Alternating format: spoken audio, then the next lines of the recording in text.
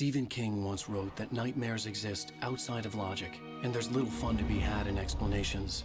They're antithetical to the poetry of fear. In a horror story, the victim keeps asking why, but there can be no explanation, and there shouldn't be one. The unanswered mystery is what stays with us the longest, and it's what we'll remember in the end. My name is Alan Wake. I'm a writer.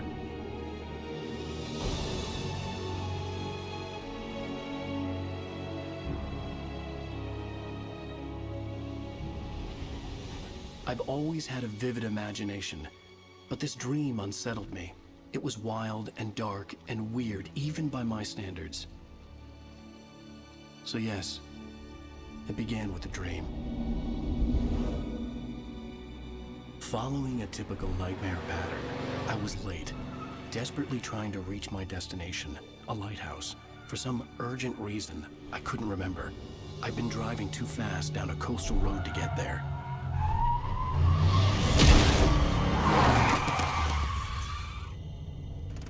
I'd seen the hitchhiker too late.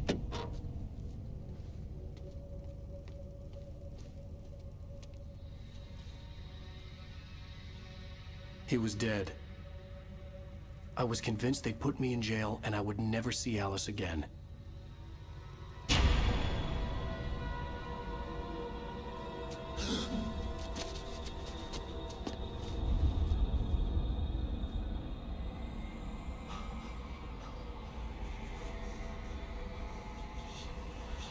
Suddenly, his body was gone. I was in shock from the crash. I could hardly stand my feet.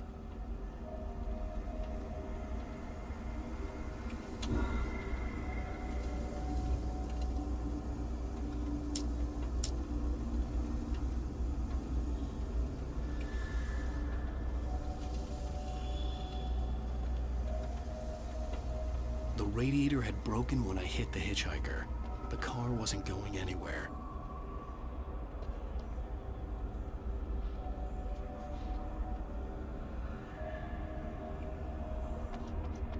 I was certain I had just driven from this direction, but now the road was blocked.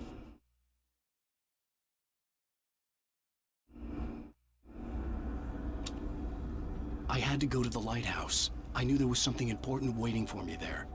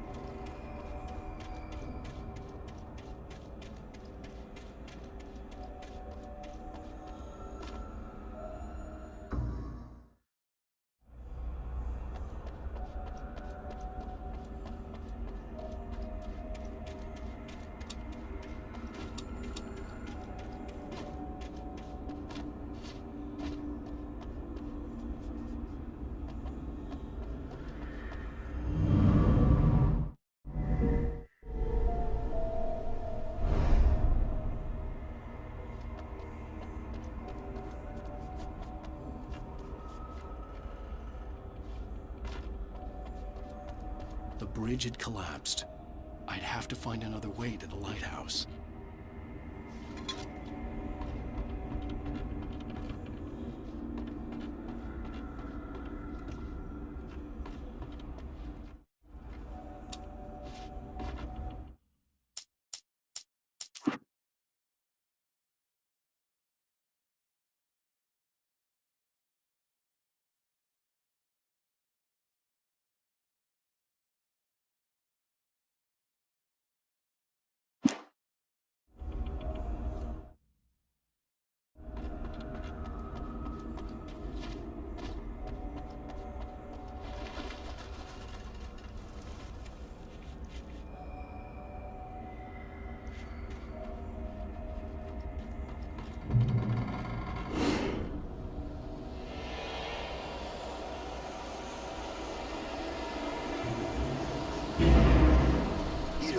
recognize me, do you, Ryder?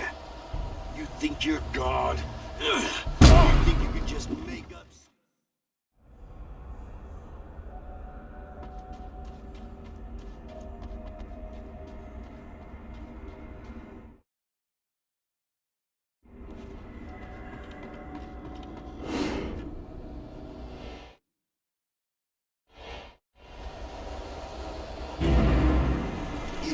Recognize me, do you, Ryder? You think you're God? You think you can just make up stuff? Play with people's lives and kill them when you think it adds to the drama?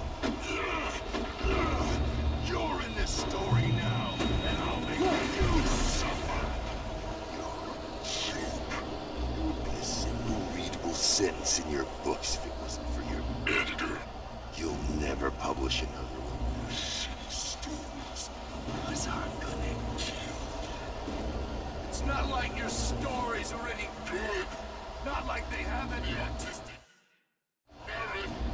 You're a lousy writer. Cheap thrills and pretentious shit. That's all you're good for. Just look at me. Look at your work.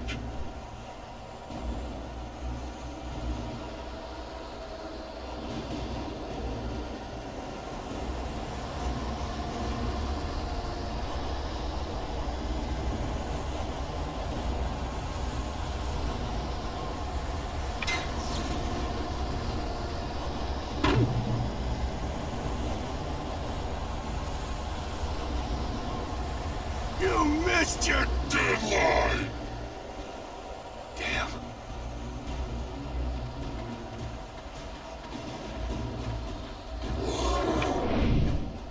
You can't stop me!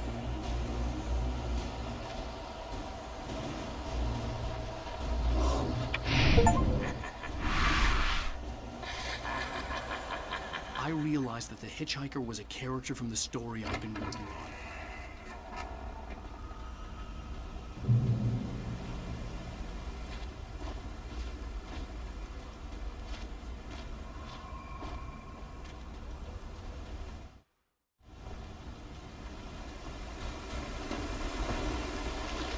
How does it feel to die by the hands of your own creation?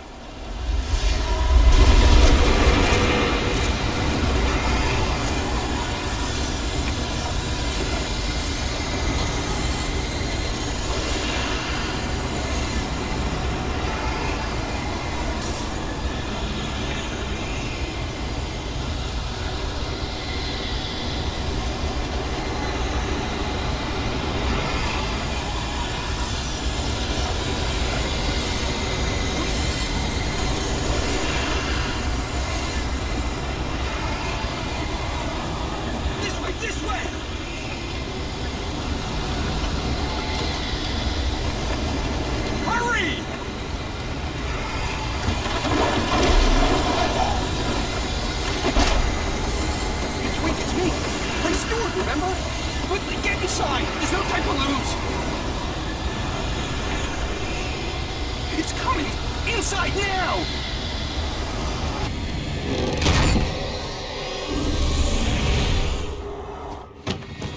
Oh no! Stop! No! Damn it, die! No! No! No!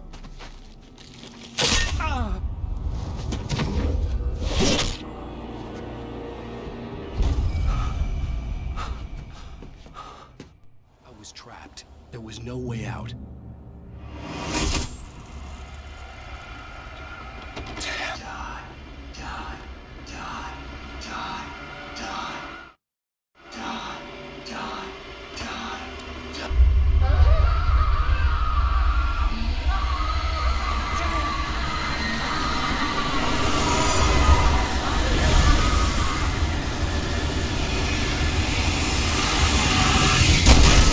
The cabin was a death trap. I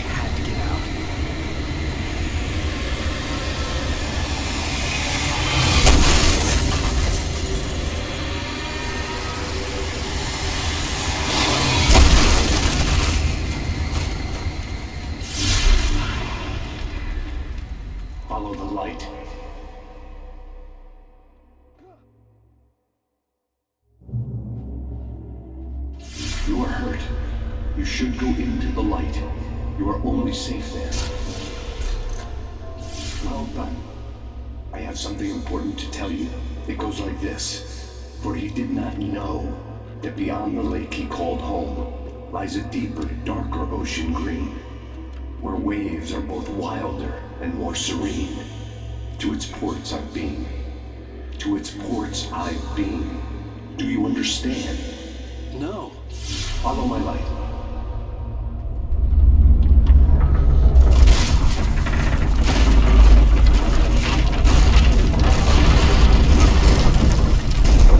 I entered your dream to teach you. The darkness is dangerous. It's sleeping now. When it feels you coming, it will wake up. There's no time. I can only show you the most important thing. The hitchhiker has been taken over by the dark presence. You can't hurt him now. The darkness protects him from all harm. Only light can drive the darkness away and make him vulnerable again. Here, take the light.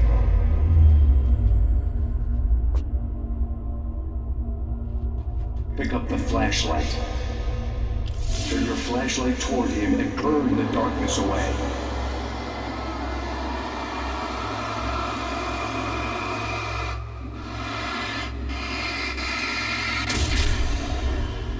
You did it. Now the darkness no longer protects him, but it's still inside, controlling him. He can't be saved. He's still a threat. He is still your enemy. Here, take the gun. Now you'll die.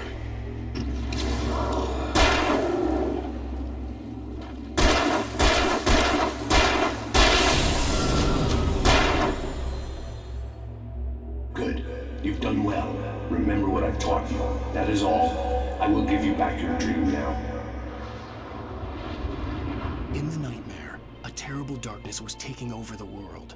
The lighthouse was the last safe place on Earth.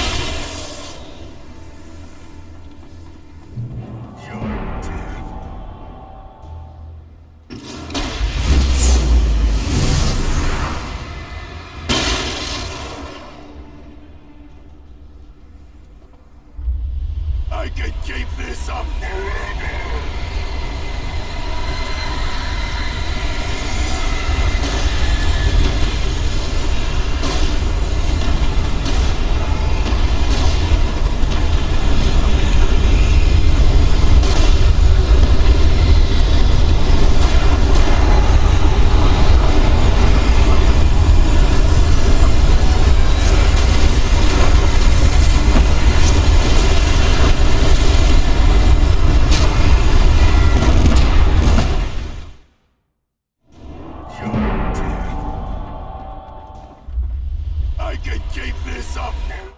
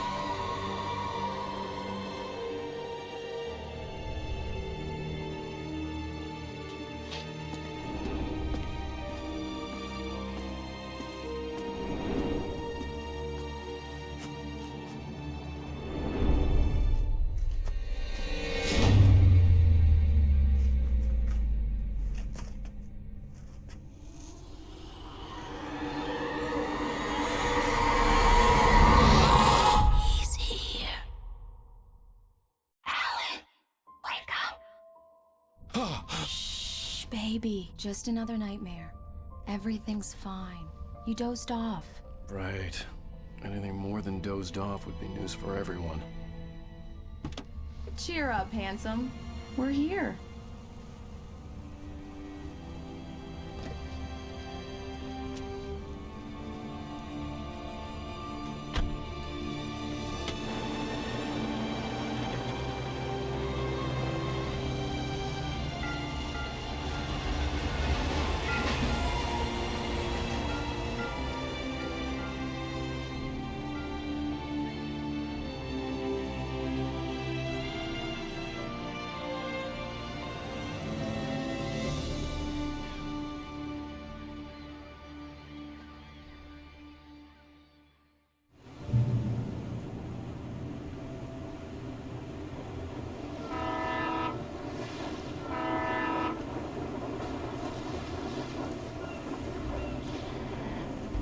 Let's act like we're on vacation. Go stand next to that old gentleman there. I want a shot of you with the town in the background.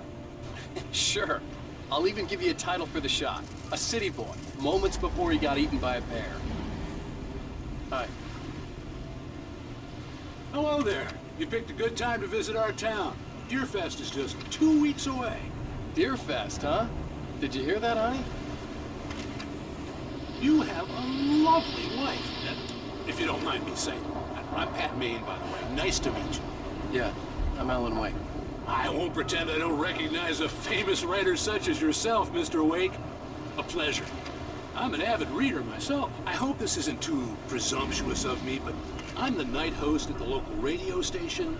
Any chance I could get an interview? Look, Mr. Maine, I'm on vacation. In fact, I'd appreciate it if we could keep my being here just between the two of us. I'm sure you understand. Fair enough. You can trust me to be discreet. Not a hard man to track down if you change your mind, though. I hope you two have a lovely holiday.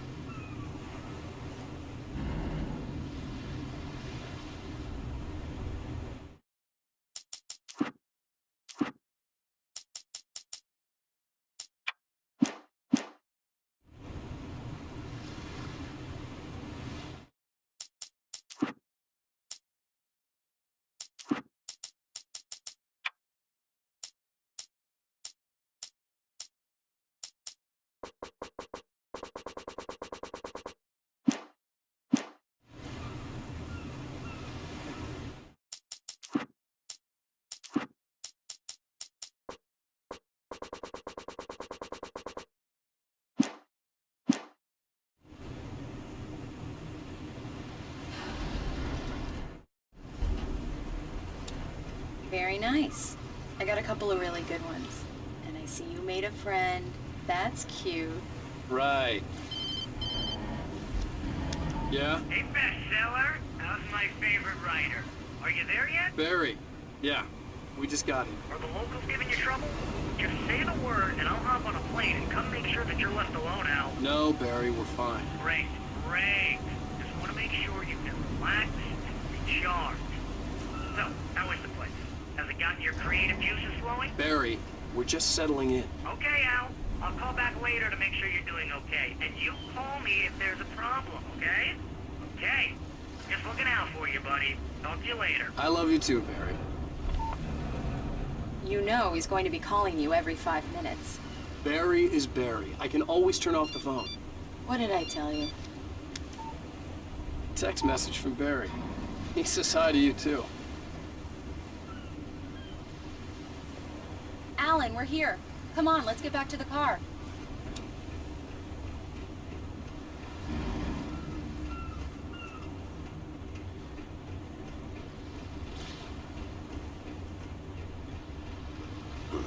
Damn yuppies. Come on, Slowpoke. You get the full service here. I've made all the arrangements. I drive the car. I'll even carry the bags. All you have to do is drag your cute butt into the car and enjoy the ride. Yeah, sounds like you've got a lazy bastard for a husband. Yeah, but I got a thing for him. Come on, you lazy bastard. Let's go.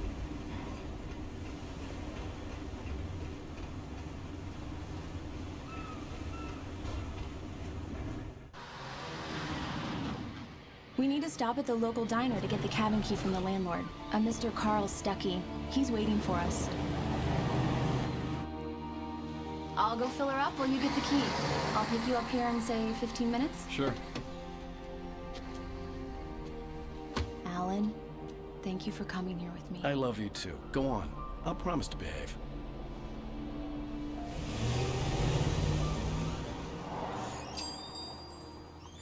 I'd forgotten there were still places like this. Towns where everybody knew everybody. Welcome to the Oh Dear Diner. Hi, I was wondering if you could help me. I'm looking for... Mr. Wake, Alan Wake. Oh, God, I am your biggest fan. I know people say that all the time, but I really am. I'm glad to hear that. Rose. Rose, I'm looking for Mr. Stuckey. Carl Stuckey? Carl? Oh, of course, Mr. Wake. He must have gone to visit the restroom. He'll be back in a moment. I can't believe it.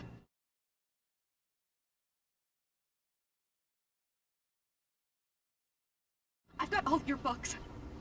I got the cutout from the bookstore when they took it out of the window. And you keep it here. Well, okay. Good for you. Right. So Try the much for coffee. quiet vacation. Just don't blame me when you fall in love, 'cause it'll break your heart when you have to leave. Rusty here is no longer human.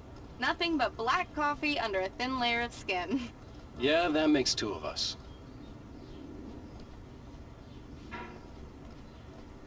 Are you staying long, Mr. Wake? I can't believe it. I'm having a conversation with Alan Wake.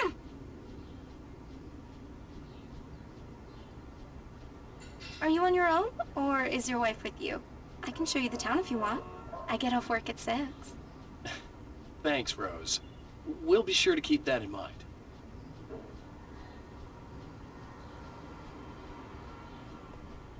Do me a favor, Sonny. I could really use a tune right now. Coconut, number 6 in the jukebox. I'd do it myself, but both of my legs have gone to sleep. Bad circulation. Yeah. Are you serious?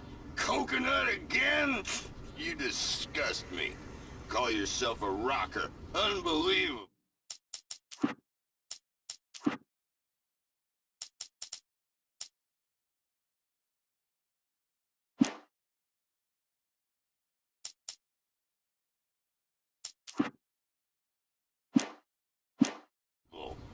It does that. Get stuck. Yeah, you need to give it a good solid whack.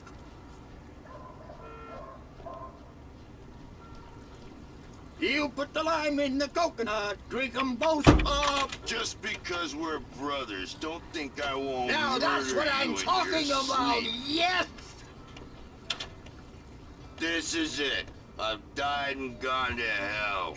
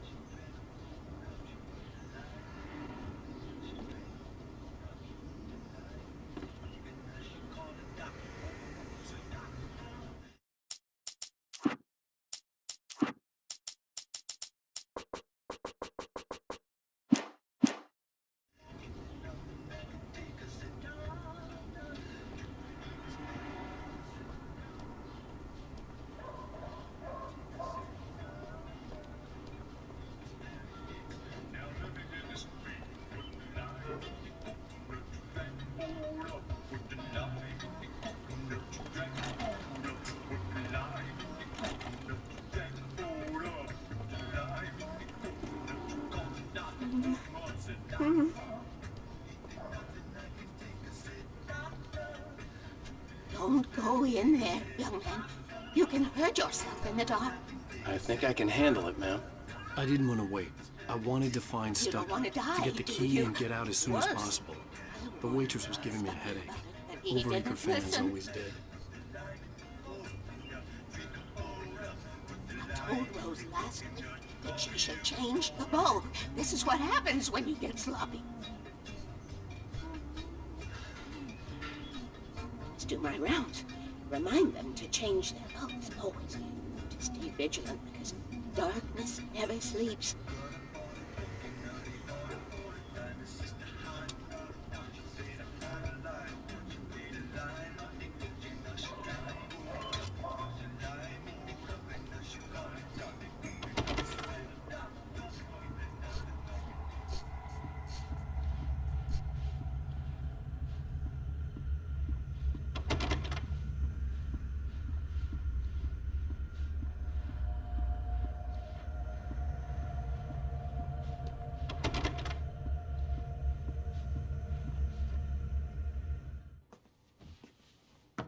Hello?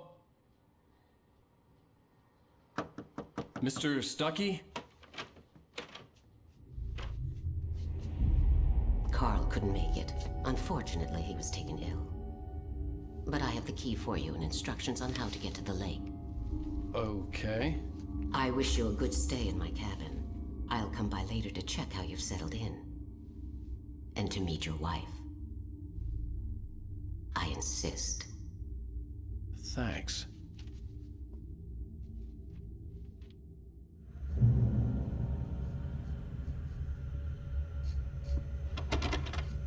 Cauldron Lake is a special place. Very inspiring.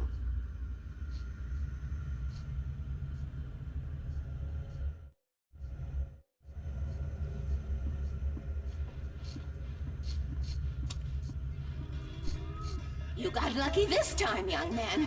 You can hurt yourself in the dark. This really ought to be fixed. And then I must remind Sarah to change the lights at the station. It's been too long already.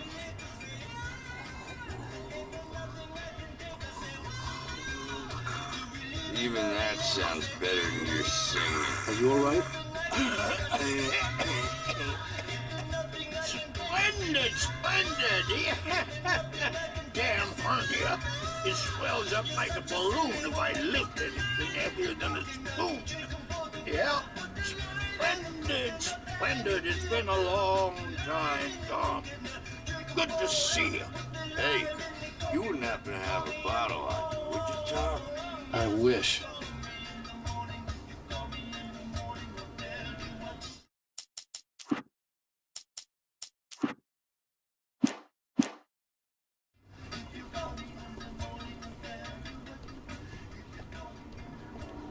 The Andersons, they're, local musicians. We're waiting for Dr. Hartman to come pick them up. They wandered off from his clinic at the Cauldron Lake Lodge.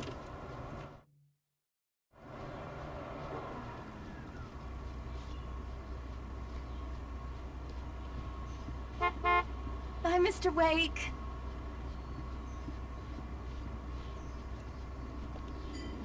I had the keys. I hope Alice you was enjoy your stay. outside. Mission accomplished. The key and the directions. My hero. I got some flashlights, just in case. Hey, wait! Mrs. Wake! Your keys!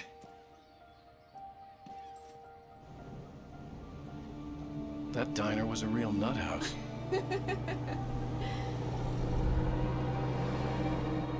Can you believe this place? This would make a wonderful setting for a book. We're supposed to be on vacation, Alice. I'll figure it out when we get back home. Okay? Okay. We can talk about this later. Pat Main here on KBFF. I didn't want to talk about it. I wanted to bury my head in sand. Here's another one of my favorites to go with it. Once upon a time, I was a successful writer, but that was a long time ago. I hadn't been able to write a word in 2 years, not since my last book. And now the weather. It's gonna be a clear night, so you folks in the big city might want to look up every once in a while. See those stars winking down at you? It gets pretty dark out here, but they'll light your way.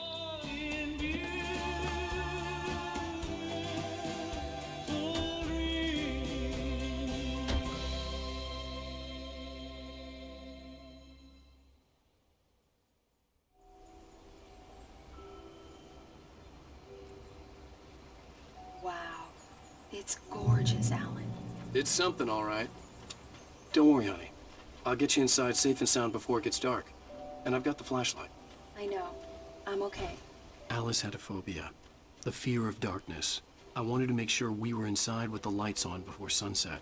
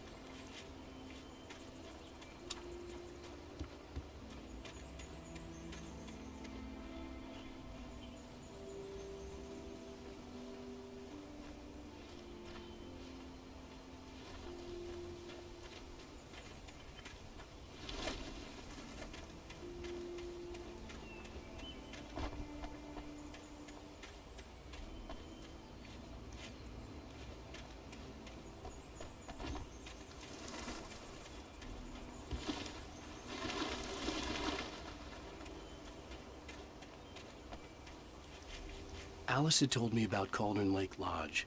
The old building used to be a hotel, but these days it was no longer open to the public.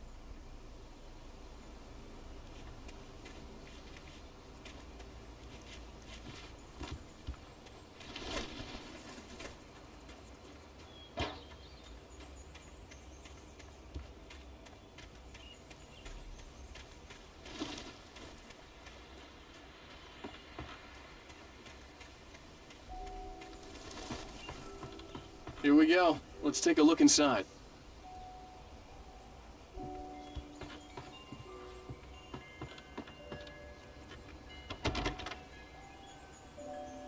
Come on.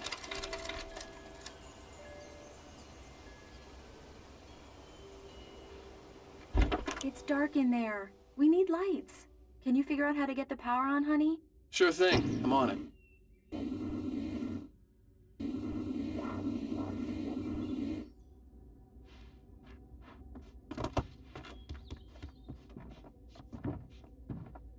shoebox filled with books by Thomas Zane sat on the shelf.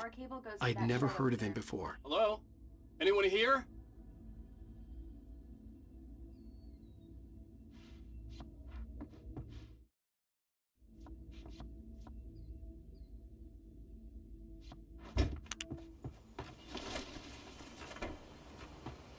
The Deerfest guests have already started to arrive. Just ran into one on the ferry. We'll see if we can rope it into an interview later on. Now let's go to the phone. Caller, you're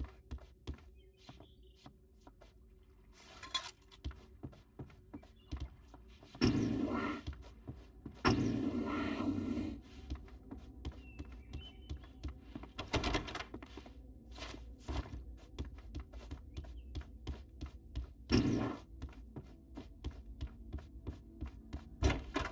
For a moment, the oppressive feel of the nightmare I had seen on the ferry returned. Damn.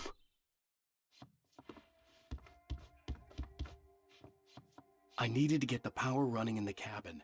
There had to be a fuse box or a generator somewhere on the island. The cabin looked like a time capsule from the 60s, or even earlier.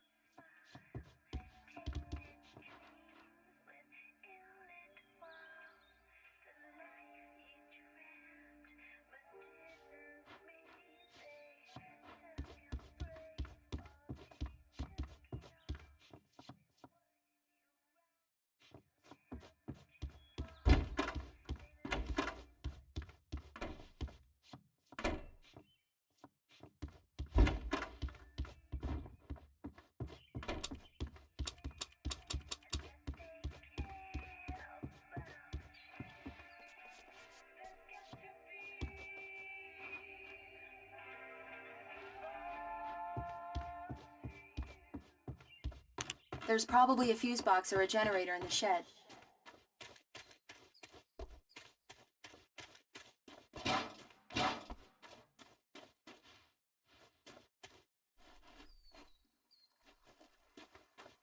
An old generator had been connected to the power cable.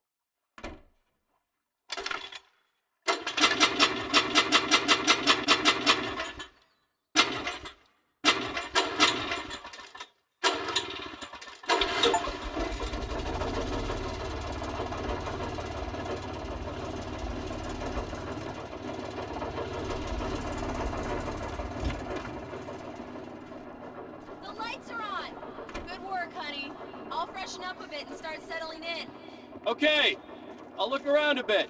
Sure thing. Have fun.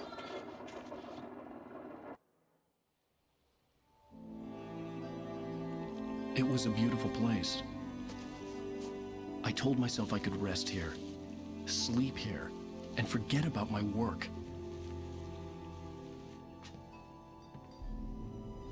I thought we could be happy here.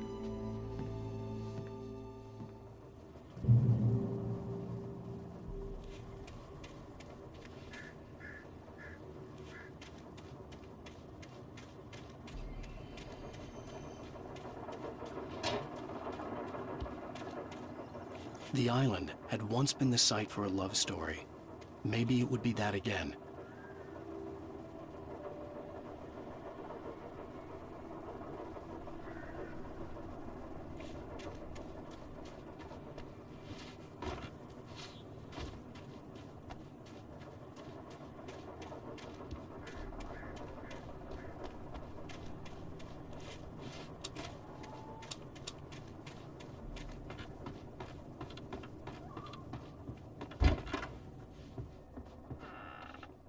Alice? Honey?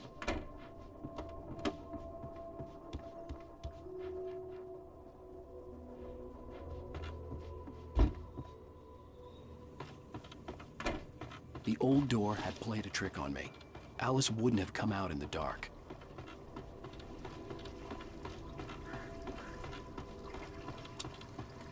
The water was black. I couldn't help but imagine all sorts of horrors lurking in the depths below.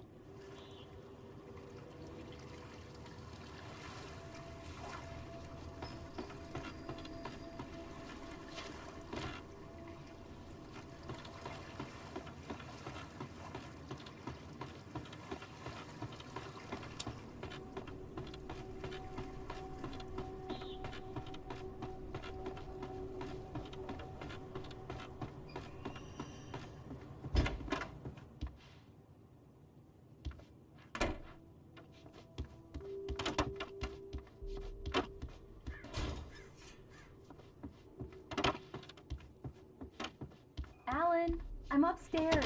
I have a surprise for you.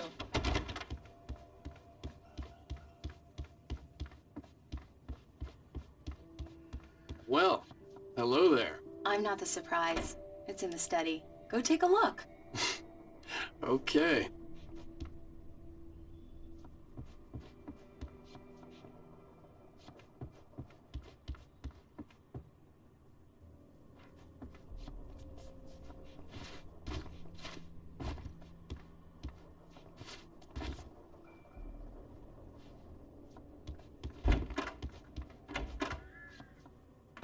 Surprise!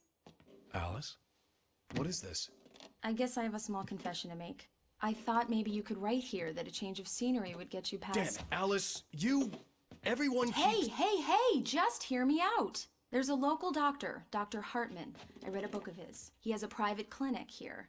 He specializes in helping artists. Maybe... So now you want to get me committed? No, it's not like that. That's not... Alan? Alan? Just don't! I don't want to hear it! God damn it, Alice! God damn it! I knew she wouldn't follow me in the dark. I needed some time alone to think things through.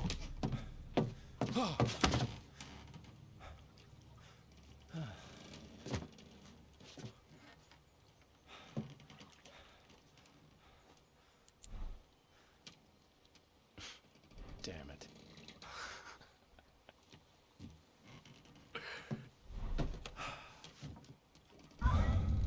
Alice? Alice? Alice! The cabin had gone dark. All the lights were out.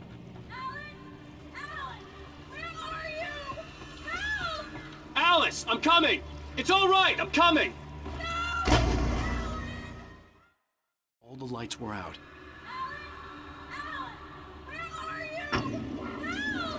Alice, I'm coming! It's all right, I'm coming!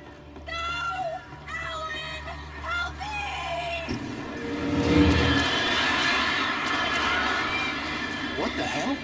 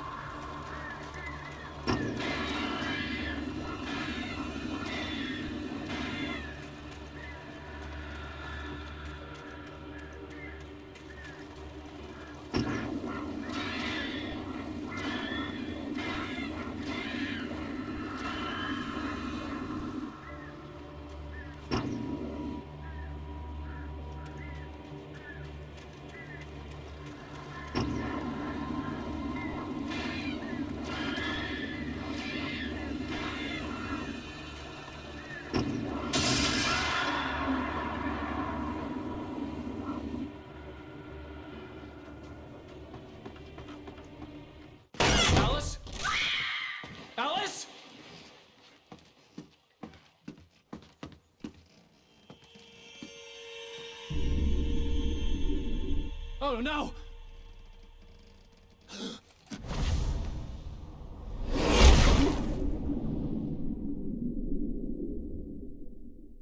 Keep going, Alice. Wake up. Alice?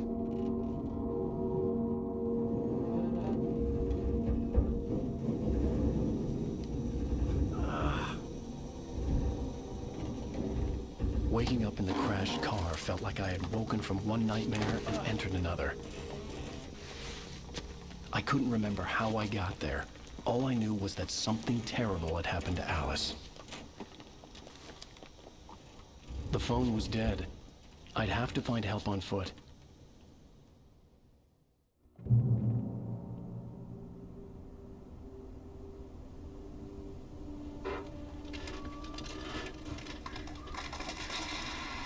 Among Alice's things was a book, The Creator's Dilemma, by a Dr. Emil Hartman. Seeing the book brought back my fight with Alice. I didn't like it. And I didn't like the guy's smug face on the cover either.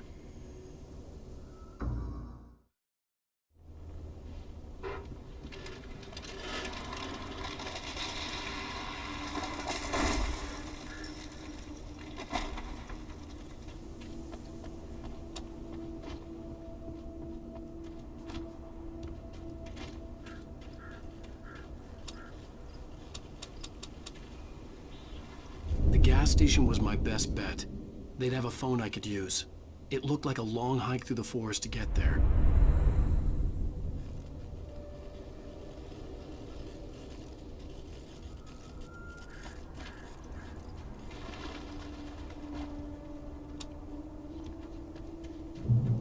Damn.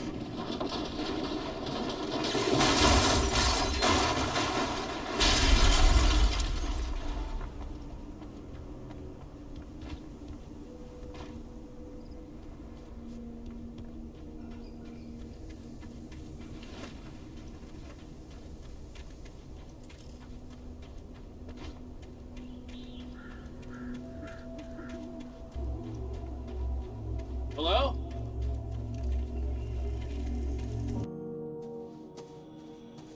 Hello? Is someone there?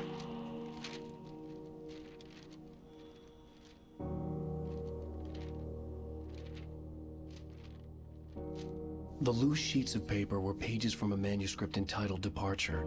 That was the name I planned to use for the next novel I had never gotten started. I was named the author. I hadn't written it. I couldn't remember writing it. In the scene on the page, the hero was attacked by an axe murderer in the woods at night.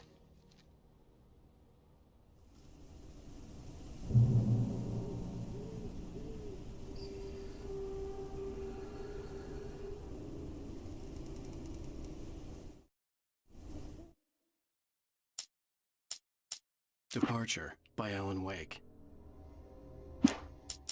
The man turned to face me. His face...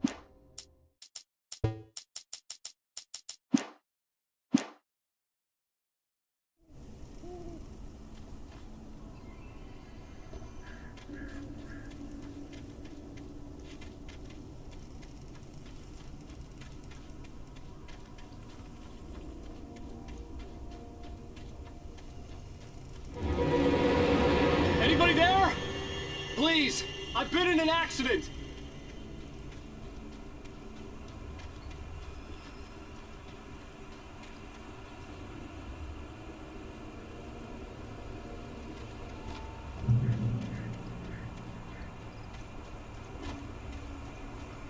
The lights up ahead were a good sign. Maybe I wouldn't have to hike all the way down to the gas station to find a phone.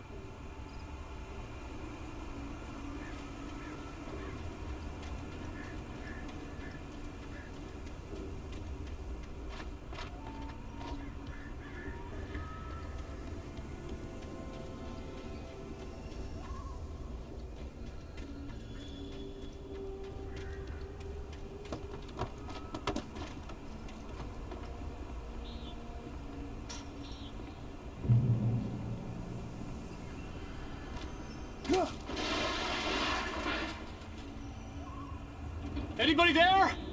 Please, I've been in an accident. Hey! Hey, you! Stay jail! There's been an accident. I need help. Listen, I need to... Premium cabins for rent in... Oh, hell. Carl Stuckey. Pleased to meet you. Non-refundable reservation deposit required. Fair and square.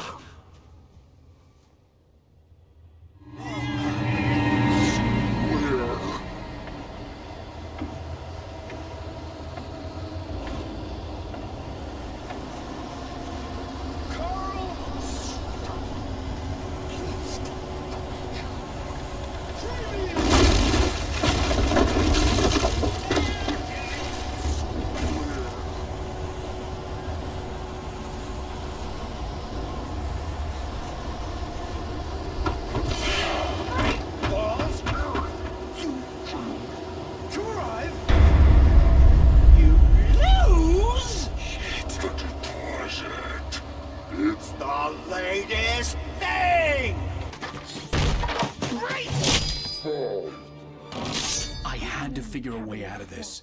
Any second now, and Stuckey would be knocking on the door with his axe like Nicholson in The Shining.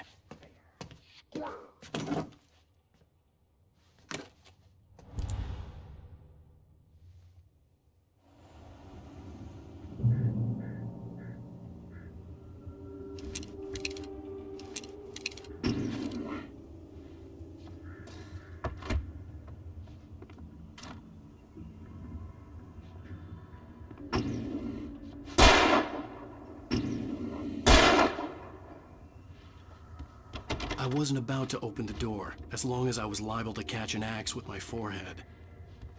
During your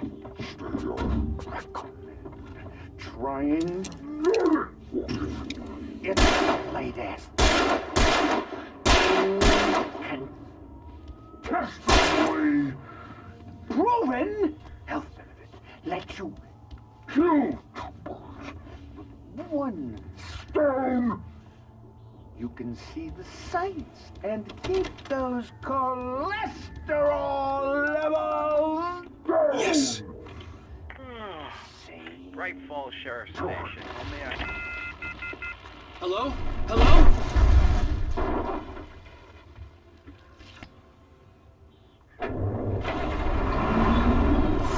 This is bad.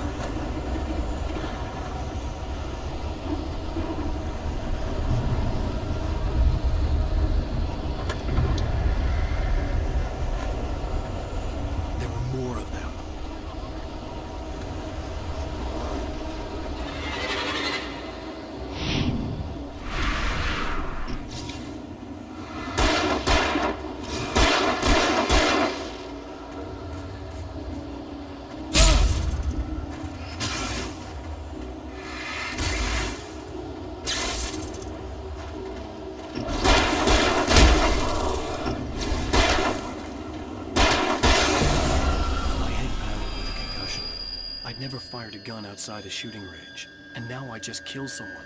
Or something. There were no bodies. They just disappeared. If I was dreaming, it felt real enough to make me sick. The dark forest was the last place I wanted to go, but I had no choice. I had to get to the gas station.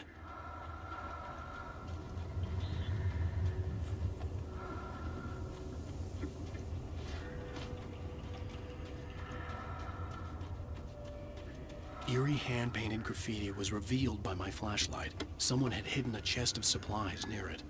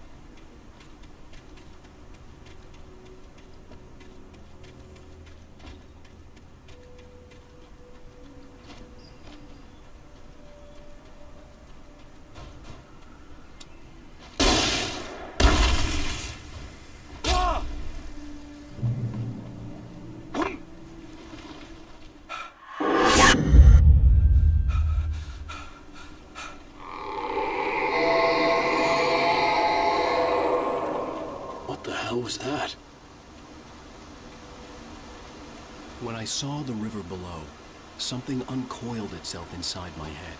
I realized that I'd have to find a way across. I didn't even want to look at the water.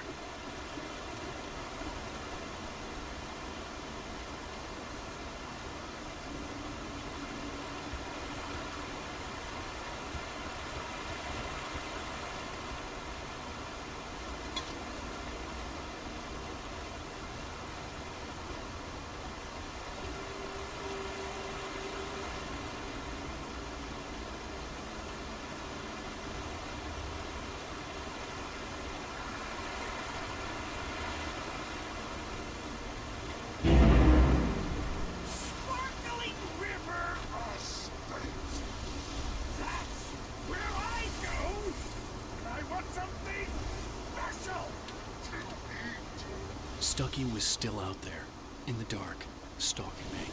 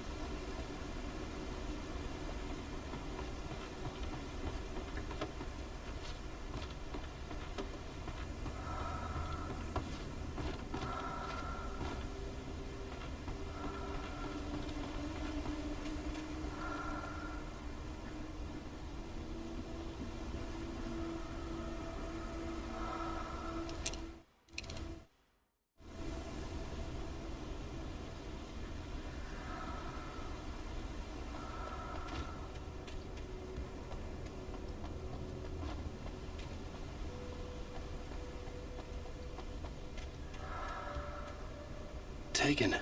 They're taken.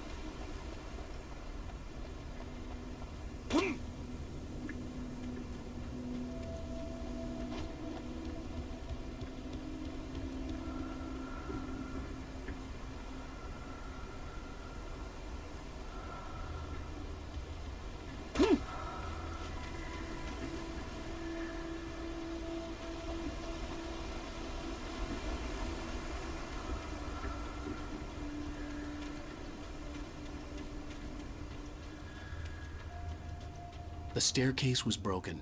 I had to make my way up some other way.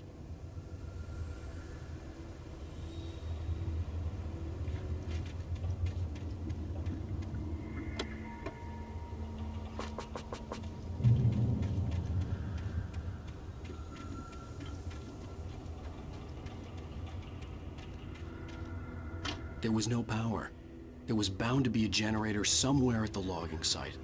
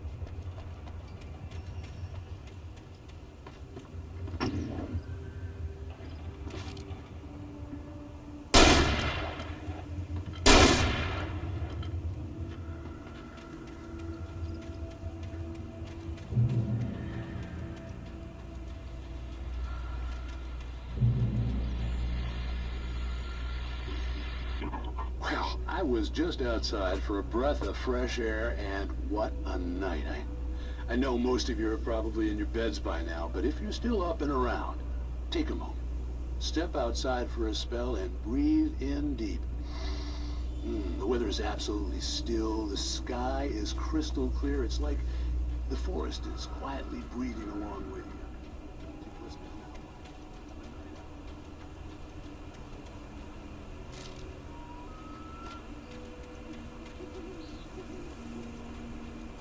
The gas station was closer now, its light welcoming in the darkness. Paul makes the best dogs in the state. Belly Burster is the best with no coat. Monster Dog is second best. The famous dog is...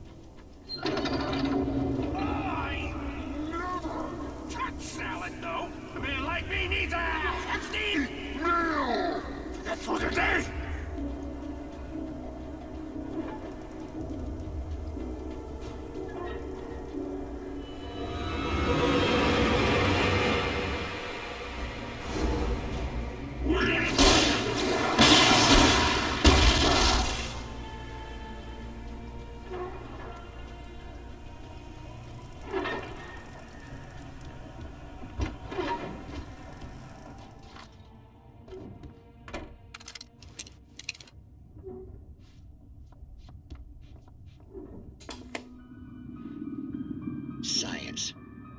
It bestows immortality on those who advance it to elevate all of mankind. Newton, Einstein, Sagan, princes among men. But the price for such a legacy is steep indeed. In Night Springs. Tonight's episode, a quantum suicide. If our lives are already written, it would take a courageous man to change the script. Having called a press conference, Dr. Barclay Colvin is about to demonstrate that very courage. Ladies and gentlemen of the press, I am Dr. Barclay Colvin, and I'm glad so many of you could join me here at the Moorcock Institute. Tonight, I'm going to give a practical demonstration of the many worlds interpretation. As you can see, this is a loaded 9mm pistol. It shall be part of a thought experiment. And now, a real experiment, known as a quantum suicide. Did he say suicide? Is that a real gun? He's kidding, right? Please, stay calm. There is no risk. Observe what occurs when I place the weapon against my own forehead. Now, you might think this round is merely a dud. Not so. Observe the flower pot. And yet, I myself cannot be harmed with this gun. With each pull of the trigger, two new realities branch off. One in which the weapon didn't fire, and one where it did. With my machine here, I have ensured that this reality is always the former. I have bestowed upon myself quantum immortality. Under no circumstances can this gun kill me. So wait. What you're saying is that every time you pull the trigger, in another reality, you die? Yes, of course, but that's completely trivial. There's an infinite number of things that could happen at any moment, and they always do happen somewhere. The point is, this one thing did not happen here. You're insane, Colvin. Insane? Insane? Hey, was this thing supposed to be plugged in? I stumbled on it. You fools! Gaze upon quantum immortality.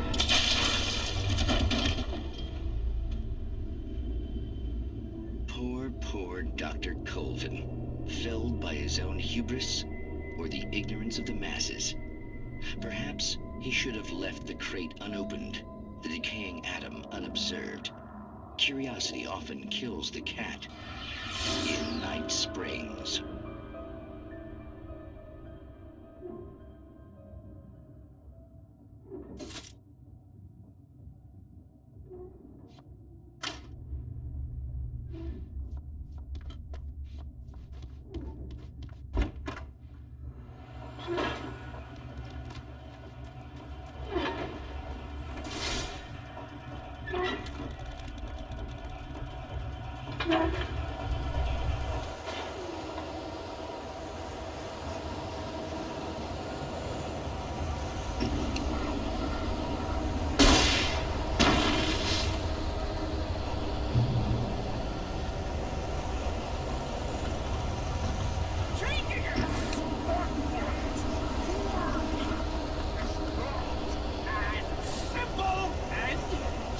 As you might think, it can be dangerous.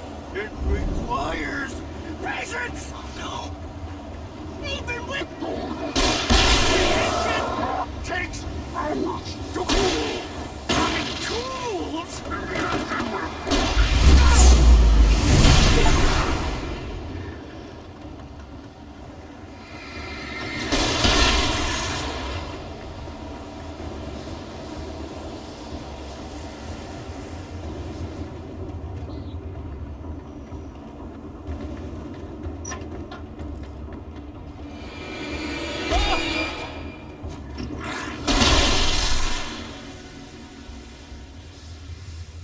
Stucky's body vanished, leaving behind only a lifetime of nightmares to come. Assuming I've reached the lights of the gas station alive.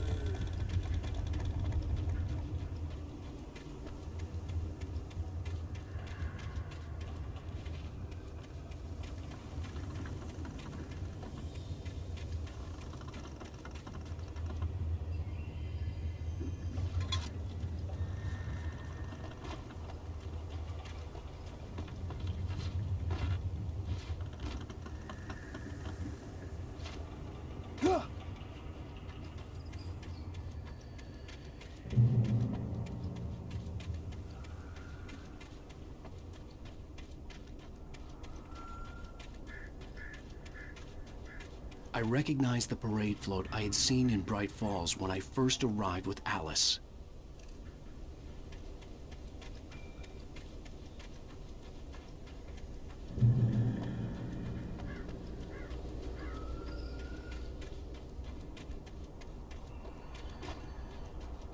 After the insanity I had just experienced in the darkness, the lights of the gas station felt comforting. At least for a moment, the sane world reasserted itself.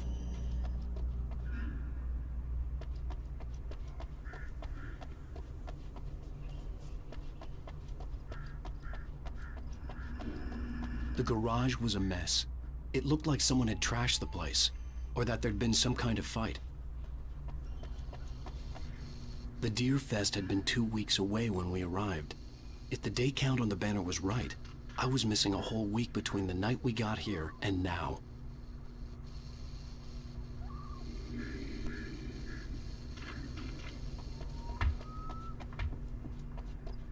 I had to get inside the gas station to find a phone to call for help.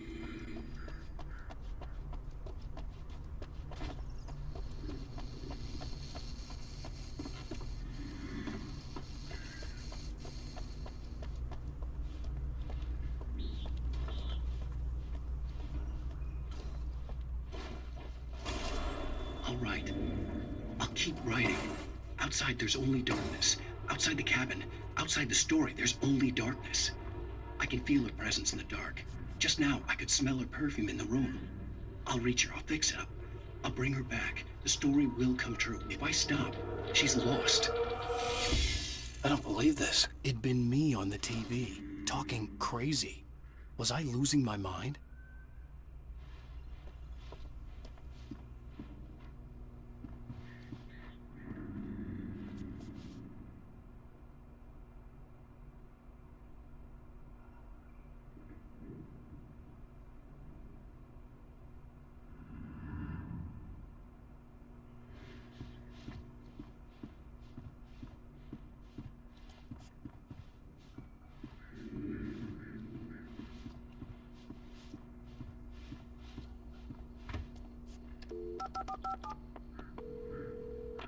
Bright Falls Sheriff Station.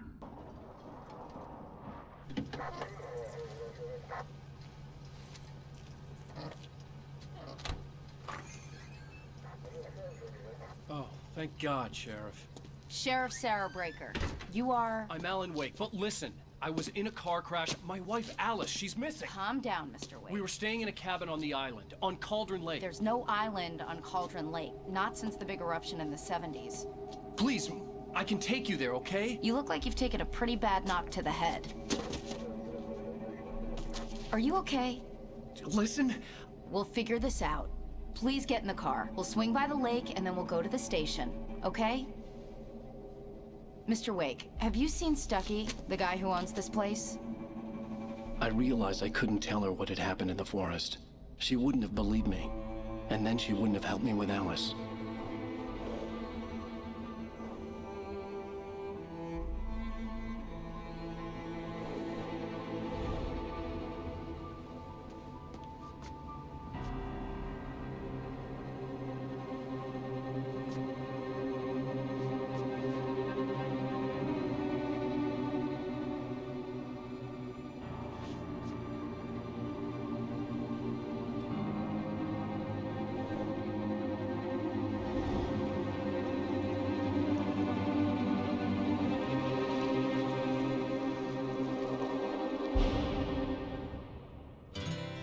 Candy-colored clown they call the Sandman tiptoes to my room every night, and just to sprinkle stardust and to whisper, go to sleep, everything is all right. I close my eyes, then I drift away in Alan Wake. I came to Bright Falls with my wife, Alice. Thank you for coming here with me. I thought maybe you could write here. I don't want to hear it! God damn it, Alice! Now, she's missing. Alice? Alice? I woke up behind the wheel of a crashed car. I'm missing a week. I was attacked by shadowy men straight from a nightmare. The sheriff took me to the lake Alice and I had stayed at. But the cabin had disappeared.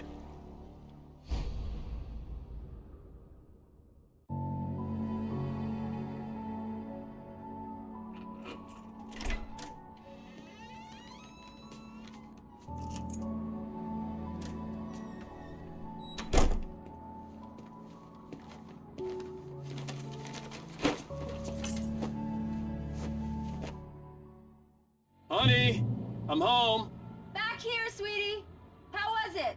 Worst weather I've ever seen. You should put some coffee coffee on. It'll warm you up.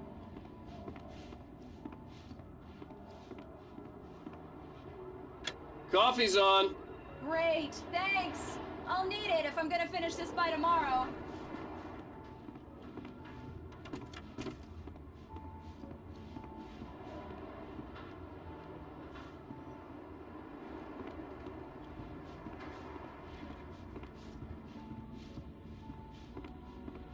Oh, hey, I just finished those cover mock-ups. They're on your desk. Tell me what you think. No kidding. I didn't think you'd get them done this quickly.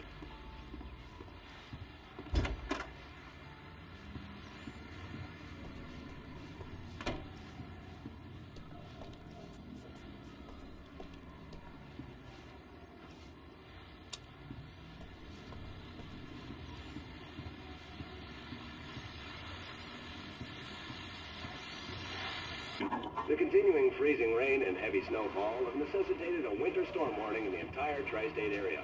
People are advised to stay indoors as many roadways are already closed, and city officials are not expecting snow crews to keep up with the weather. We're now on the third day of the blizzard, and the weather is not expected to clear up anytime soon.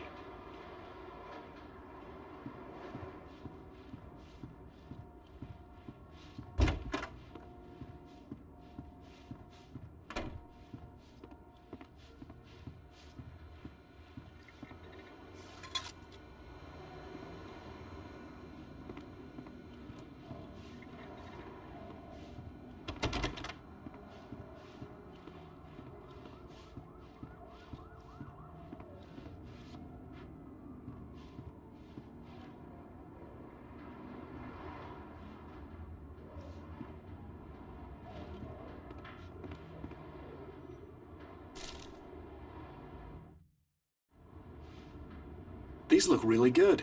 Oh, sure, until Barry gets his hands on them. Which, by the way, will happen over my dead body.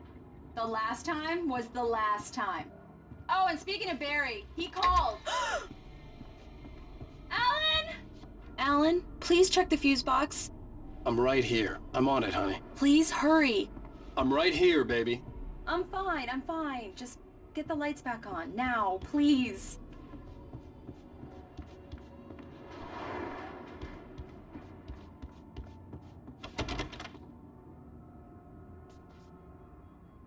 Honey, it's a power outage. I've got the flashlight. Okay. Hi. You okay? I'm sorry. It just really spooked me. Don't worry. We'll just break out the candles.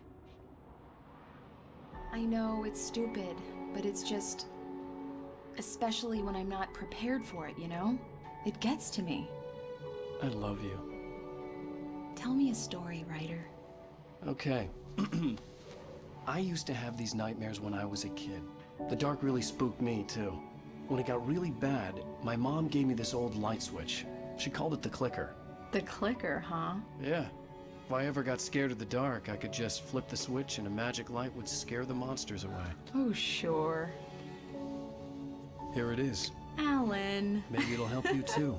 Yeah, nice story, writer boy. You made that up right now, didn't you? No. Seriously. I love you, even if you are a liar. Thanks for this.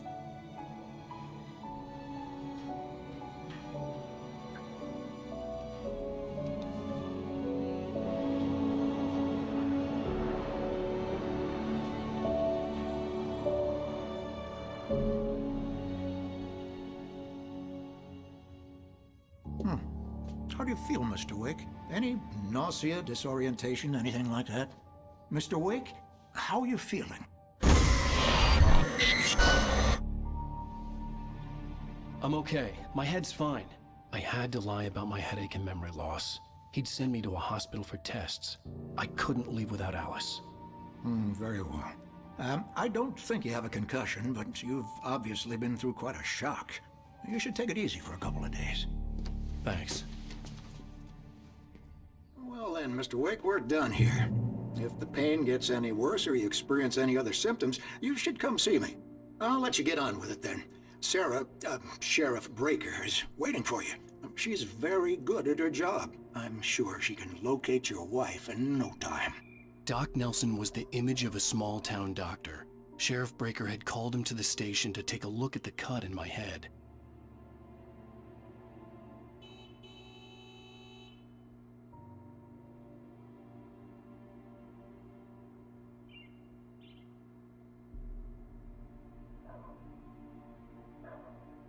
I believe you'll find the sheriff in her office. Just go down the corridor.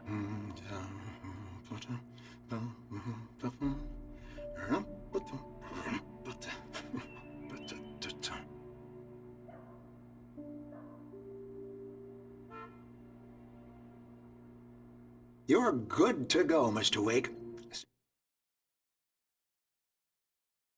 Sarah's probably waiting for a chance to talk to you.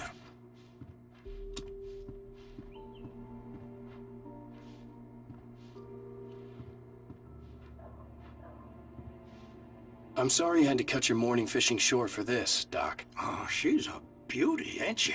Not the biggest I ever caught, if you can believe that coming from an old fisherman like me, but she's right up there. Now, she's a largemouth bass, which is what you're after if you prefer a lure. Now, if you want either trout or salmon, on the other hand, then it's fly fishing for you. You a fishing man, Mr. Wake? Oh, doesn't really matter, I suppose. But it can be very relaxing out there. You can't get me off the water this time of year. Closest thing to heaven. I'll take your word for it, Doc.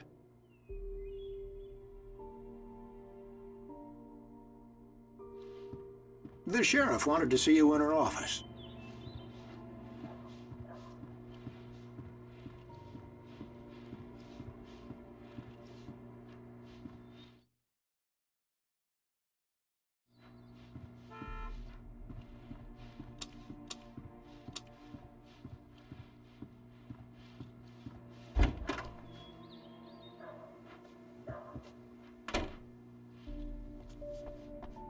Thank you for testing the lights, Miss Weaver.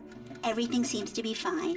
I don't have the luxury of being complacent, Deputy Grant. The bulbs will need changing, so you can't change them in the dark. I'll be sure to take care of it, Miss Weaver. Alice was missing. I needed help to find her. I wasn't ready to leave. Later on to remind you, just in case. Mr. Wake, the sheriff is waiting for you in her office down the corridor.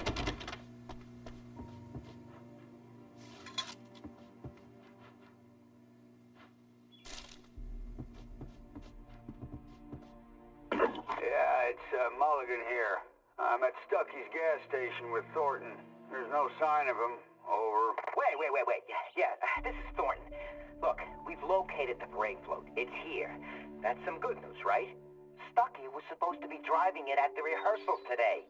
Over. Oh, give me that. Mulligan here. Looks like someone really thrashed the garage. Over. Okay, roger that, guys. Keep looking for Stucky. Jane's out.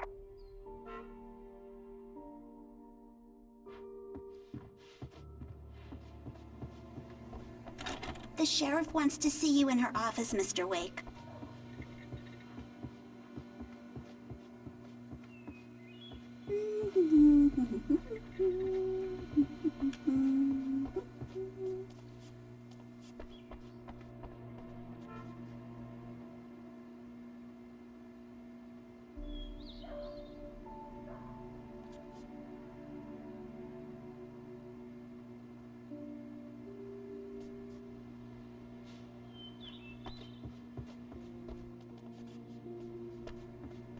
Come in, Mr. Wake.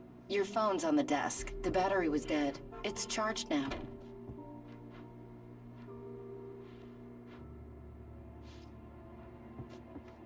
Your phone, Mr. Wake?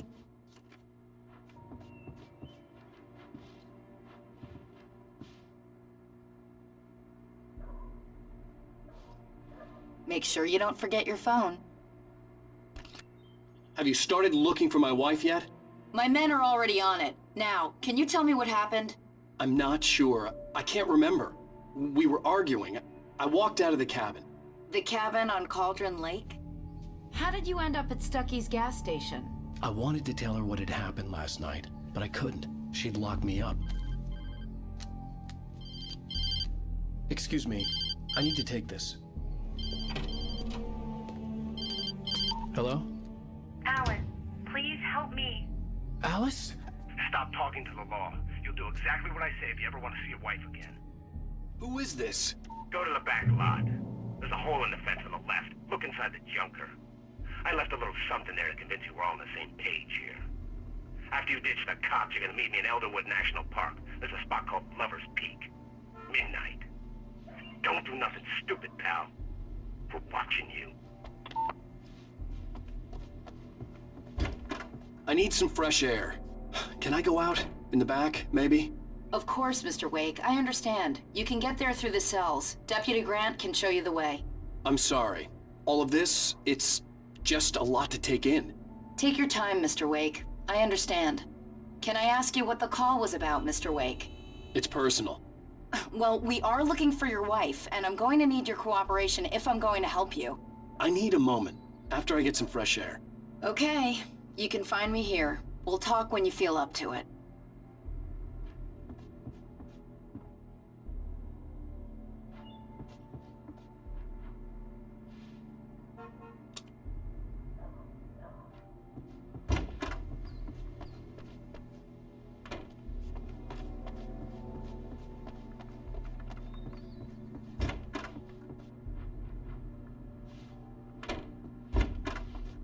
Mr. Wake, can I help you with anything? I need to get some air. The sheriff said I could go out back. Of course, Mr. Wake. You can get there through the cell corridor. Just don't mind Walter in there. He's one of our regulars. I thought he'd quit drinking for good. Oh, no such luck. He went on a bender and beat Danny pretty badly. He started shouting like that the moment he woke up. Hey! I need more light. Hey, mister! Hey, can you turn the lights on? The deputies, they don't understand. They won't listen to me. I need it to be bright in here.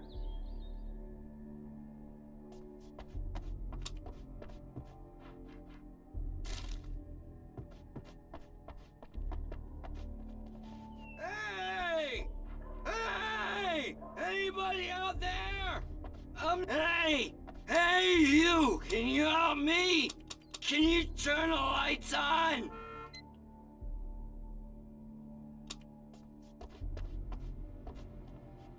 Thank you, man, thank you. Hey, you're all right. You're a good guy. Don't... Oh, why'd you do that for? You're with them, aren't you? You're those space aliens! You think you got me right where you want? Well, you just wait! You just wait!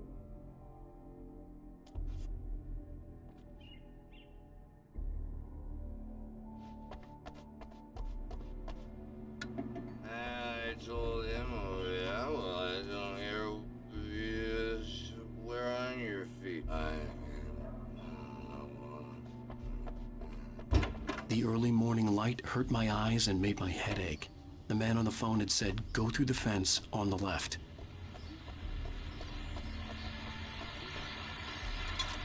Well, folks, it's been another long night, and it's about time for me to sign off for a while. God knows I need my beauty sleep.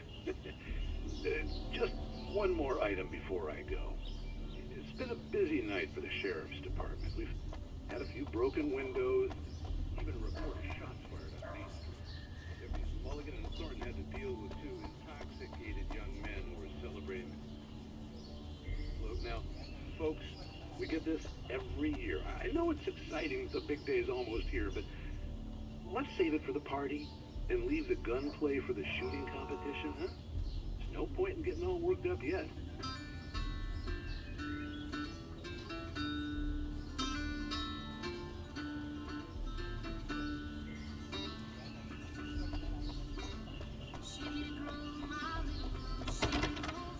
The caller had told me to find a hole in the fence behind the police station. There was something for me in an abandoned car.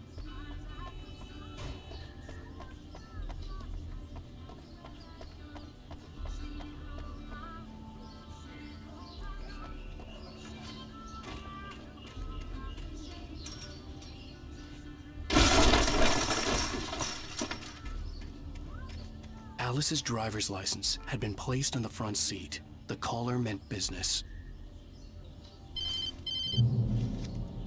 Barry? Ow! Ow! Thank God! Where the hell have you been? I've been trying to reach you for a week, you and Alice. I've been worried sick. I flew out yesterday. I'm here in Bright Falls. Barry, listen to me. I'm at the sheriff's station. Come and get me. I can't talk now. Al, what the hell is going on? I had to get the sheriff to let me go. I needed to get to Elderwood National Park to meet Alice's kidnappers.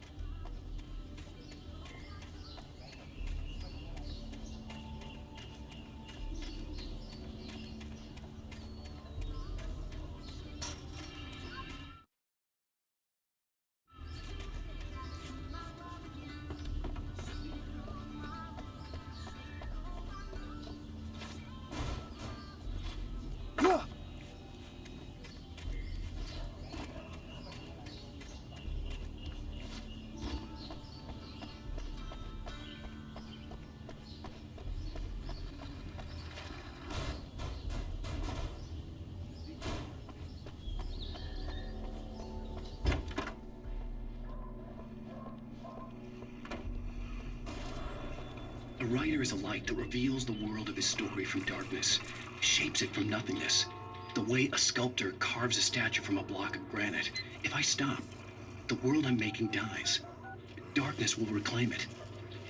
It's a long, hard... Marvelous, Sarah. I just wanted to settle all the damage the Anderson brothers might have inadvertently caused on their recent and regrettable little outing. They are not accountable. Are you feeling any better, Mr. Wake? I'd like to leave. Am I free to go? Well, we still need to talk about... Am I under arrest? No, of course not.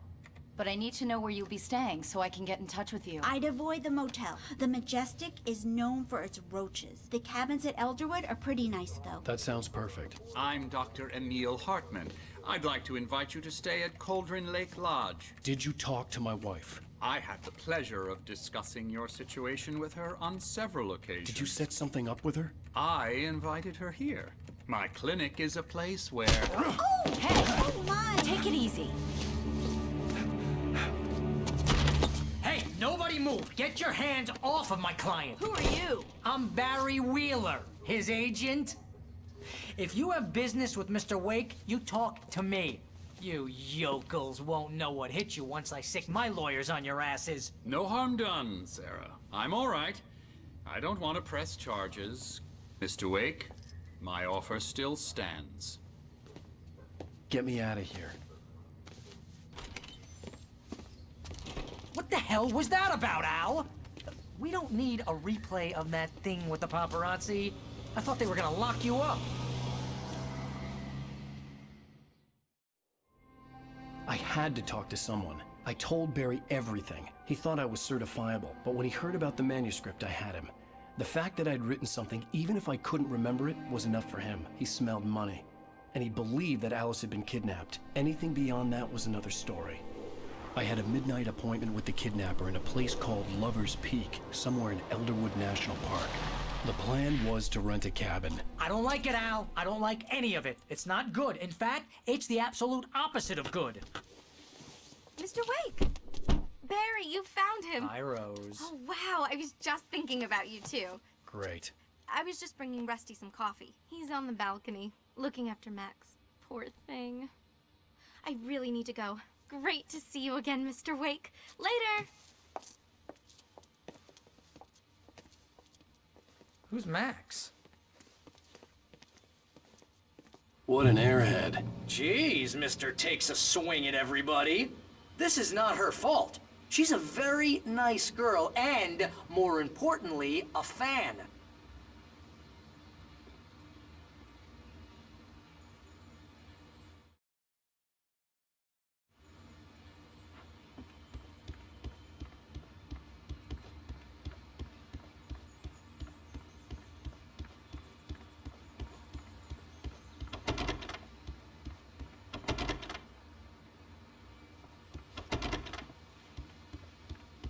Seriously, Al, what you were saying in the car?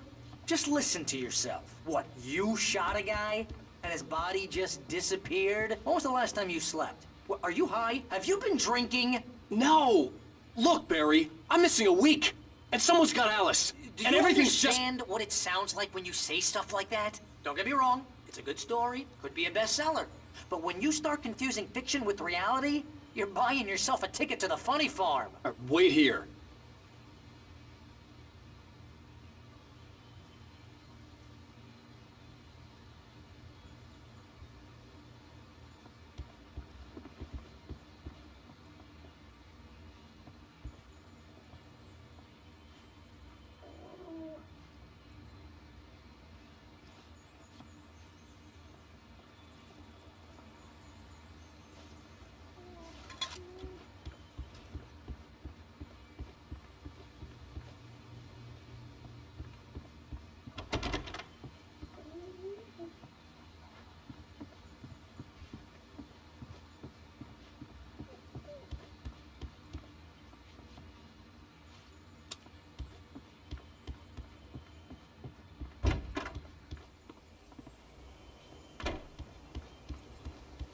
Easy there, boy. I'm almost done. Hey, Rusty, right? You rent cabins. Oh, Mr. Wake. I'd shake your hand, but mine are kind of full here. Actually, I'm sorry about this. Would you mind grabbing the registration form from the desk? It's just across from Bucktooth Charlie. Okay, sure. What happened? Crazy poachers. Max here got his foot caught in a trap. They're illegal to use here. Hell, you're not supposed to hunt within the park at all.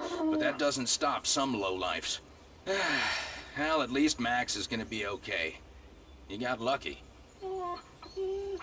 Max is still groggy from the shot I gave him, and I'd rather not leave him alone just yet. The form's on the desk across from the mammoth skeleton.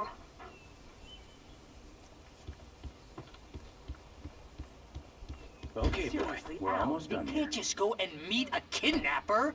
Those situations always end up in disaster. You gotta talk to the cops. She's my wife, and it's my call. Can we talk about this later? No. This whole thing, listen, you hit your head. I mean, geez, Al, come on. You gotta understand how crazy all this sounds. If you're trying to pull a joke on me, freak me out, it's working. Ha ha, let's have a laugh on Barry. Well, you had me going there real funny, Al. You can quit it now.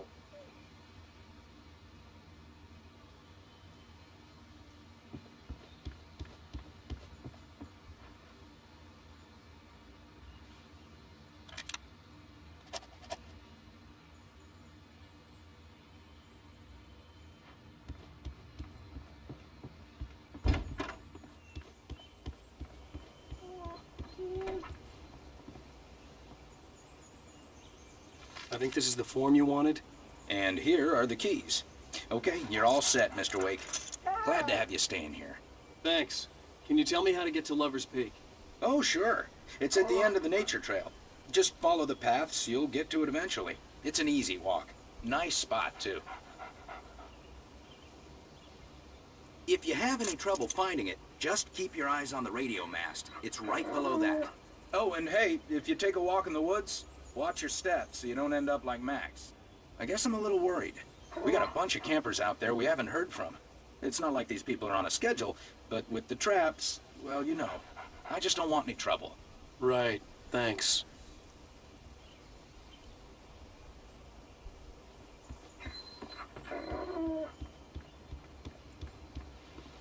Look, Al, you're asking me to believe that you shot a dude who went poof into thin air, a guy who was bulletproof until you pointed a flashlight at him. You hear that from people who end up spending time in padded rooms, strapped to their beds, wearing white shirts with too long tangled up sleeves, and eating a healthy diet of pills. Al, you make cruel jokes about people who believe that kind of stuff. You're the skeptic. You gave me an hour-long lecture on homeopathy last month. What was it? If there's no proof, it's pure bullshit. Period. Guess the laugh's on me then. Al, come on! I mean, okay, maybe something weird happened to you, okay? Well, thanks for the heartfelt vote of confidence. All I'm saying is you gotta throw me a bone here, bestseller. What would you think if it was me? There's no way you should be going out at midnight with a gun. No one asked you to come here, Barry. Either work with me on this or go straight back to New York. Your choice. Uh-huh.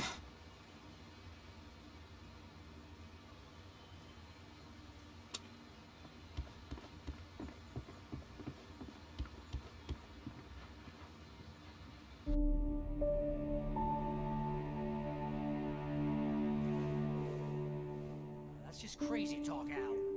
Al? Al? We should go to the sheriff or call the FBI. Damn it, Barry, they'll kill her! This is not a goddamn debate, Barry. I'm going to Lover's Peak. He said to come alone. Okay then. I understand. You're my best friend, and I'm worried that you're not right in the head. Tell me what to do to help, and I'll do it. You stay here, and if I'm not back by morning, call the cavalry. Achoo! Achoo! Just be careful with the natives, Al. These yokels are dangerous. Everybody hates a tourist, or it'll be Deliverance all over again. Achoo! Bless you. Oh, this place is trying to kill me. I'll bet there's mold in here, spores, poison ivy, God knows what. This is so not worth a 15% commission.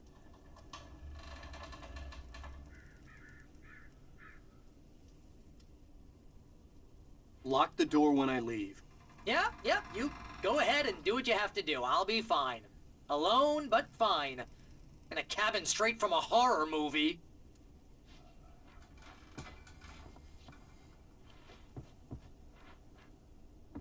You want to know where you can shove that flashlight? Watch where you point that thing, Al! Stop it, Al! Stop it! You're giving me a migraine, Al. You know I'm useless with a migraine.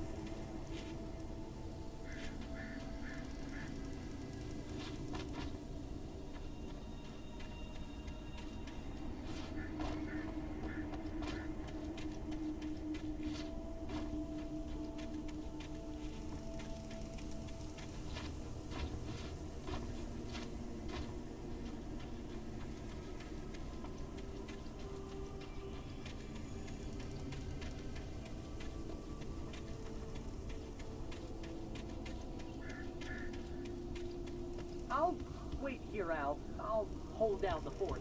I'll be with you in spirit every step of the way, Al. Lock me the door now.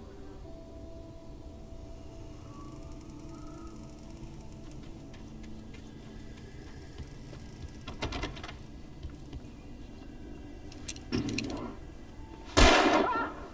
Oh, God! Al, is that you? What's wrong with you? Have you lost it? Al! Ow! Hey, it's the rednecks! They're out to get me!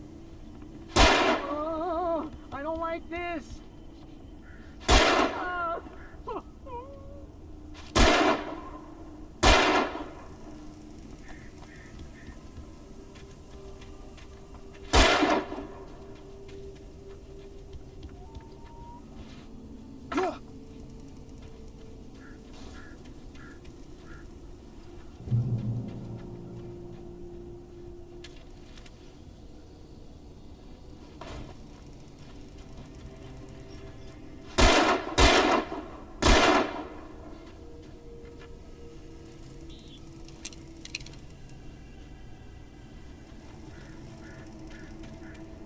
I knew I should have gone to the cops. This wasn't the smartest thing I'd ever done, but I was still angry with Barry for trying to talk me out of it.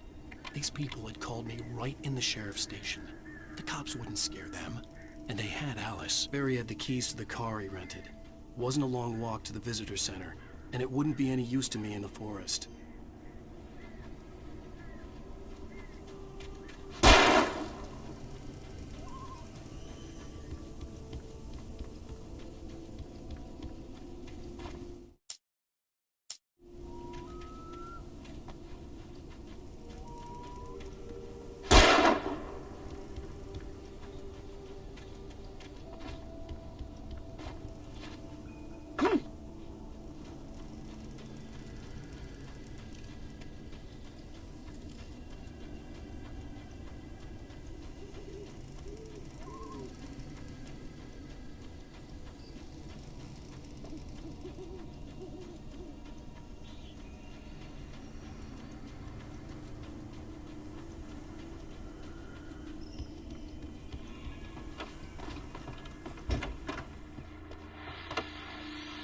Welcome back to the show, folks. As promised, our very own Dr. Nelson has just parked his rear end in the studio. Doc, what's your Deerfest plan like?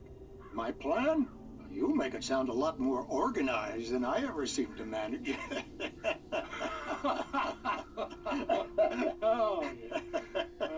No plan, really. Just taking the atmosphere. I'm getting a little too rickety to do much more than that, you know. Oh, tell me about it. No sack race for us older gentlemen, huh? Yes, exactly, Pat. But I'm going to check out the parade, of course.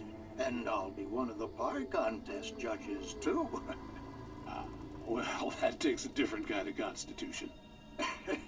Oh, yeah. It's my kind of exercise. Now, Doc, seriously, you're in pretty good shape, though. You're the outdoors type. I know for a fact you're an avid fisherman.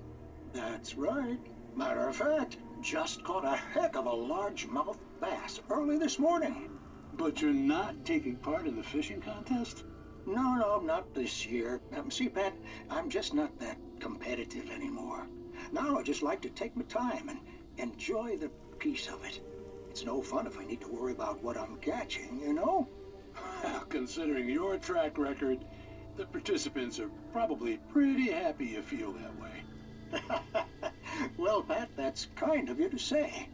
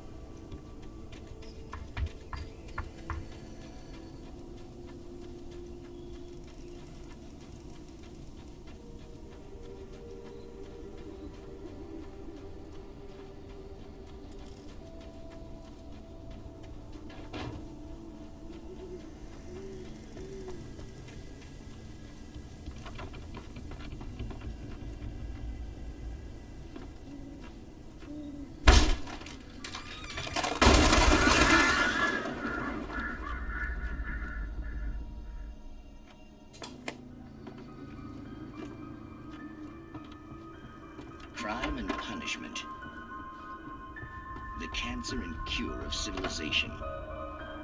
But some crimes are impossible to punish, especially in Night Springs. Tonight's episode, The Man in the Mirror.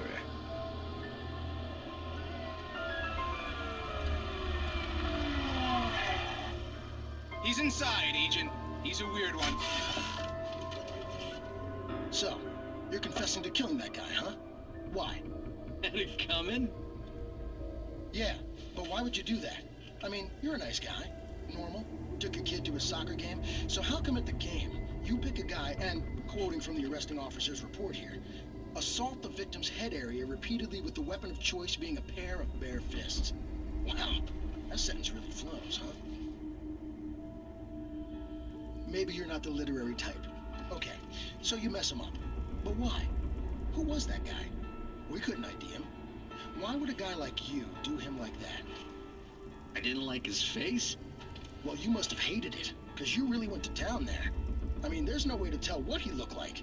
No ID on him either. That must be difficult. But then we ran the fingerprints. Got a match. Your prints. Identical.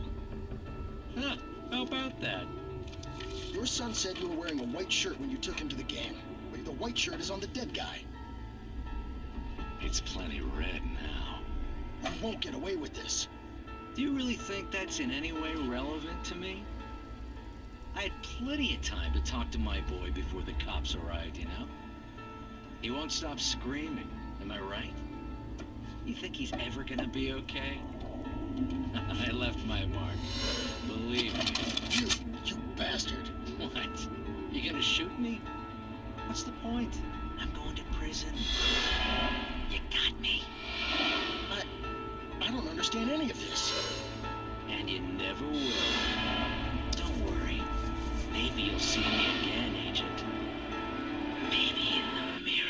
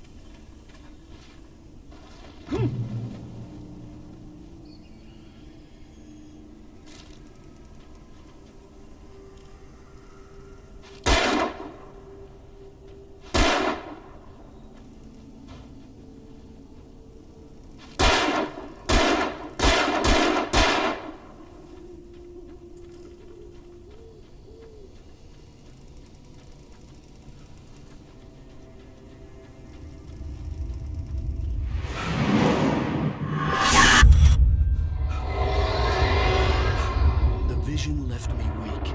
This was no head injury. Rusty? Damn. Rusty, hang on! I'm coming! Please, help me!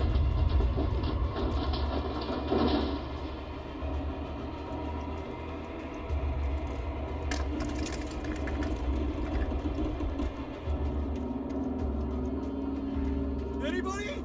Help me! Help me! Can you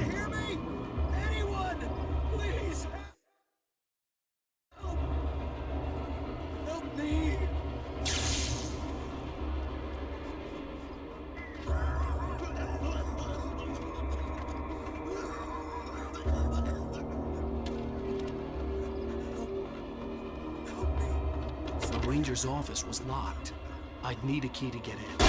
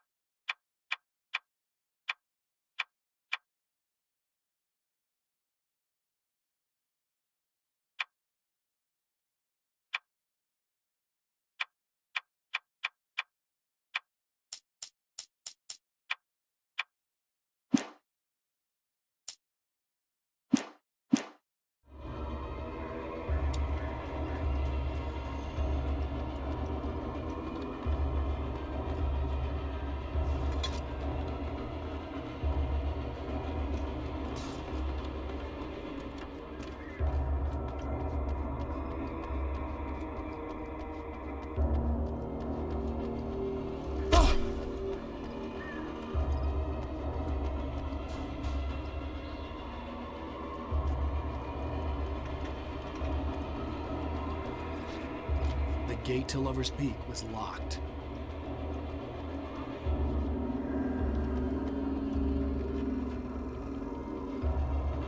Hello?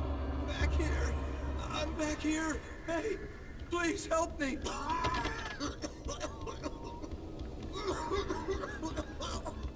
I'm here! I'm hurt! I can't move!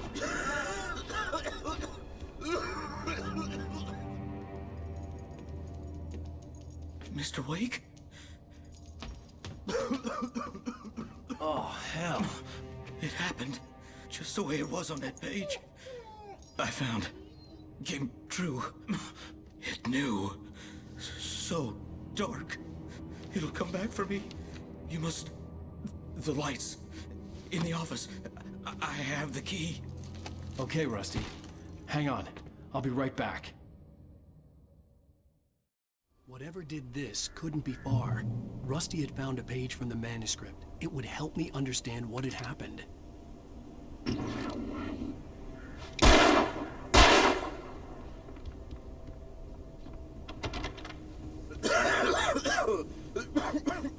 Shh. Good boy.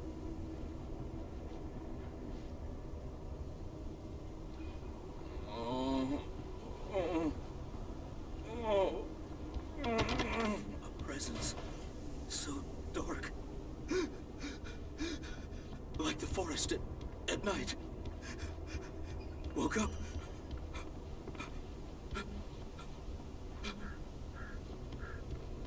It'll be back. I know it will. It hasn't finished with me yet.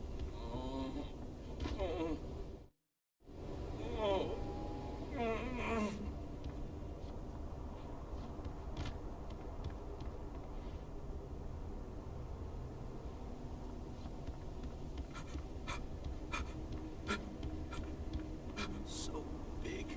I thought Charlie had come to life. The only way to make sure that Rusty was safe was to get the power running and the lights back on.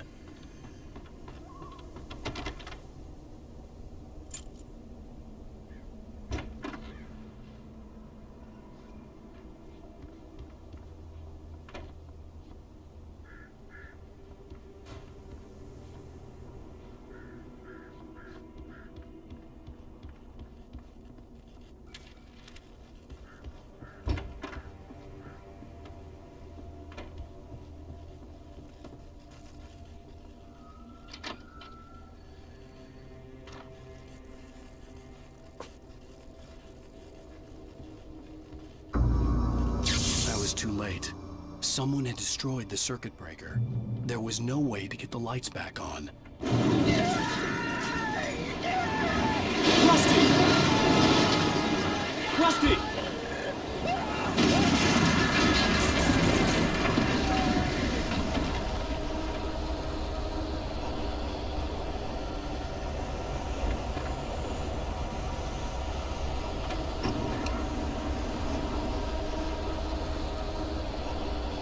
The ground was covered with oily patches that looked like liquid darkness. I just need hunting licenses.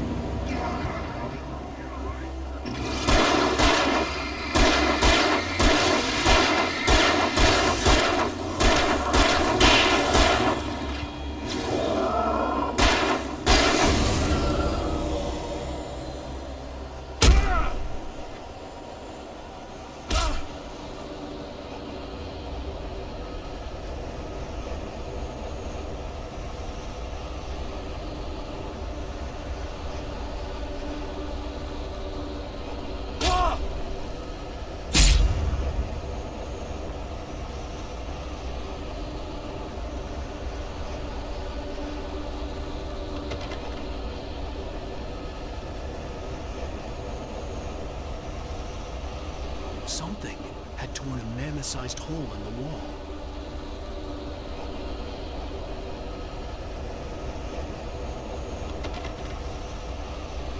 Please don't feed the animals. Fishing is only permitted for those visitors who purchase a park license. Obey the operator's instructions. Rusty, no! To bears and wolves, never approach any other wildlife closer than 25 yards. Pets must be leashed. At all times. Never leave your pet unattended.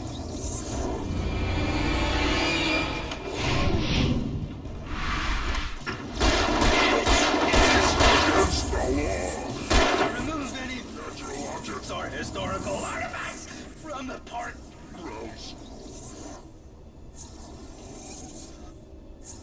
This includes even rocks. You obey. I go on the river. Even cemeteries.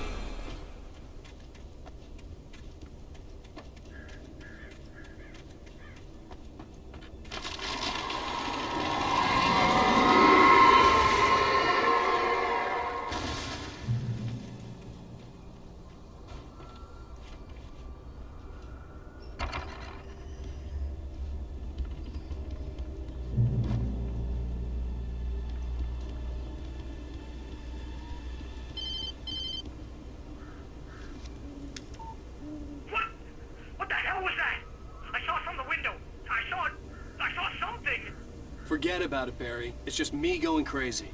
Oh, jeez. Oh, jeez. You're not crazy. I wish you were crazy, but you're not crazy. Ow, be careful. Stay in the cabin. Don't open the door for anyone. I mean it.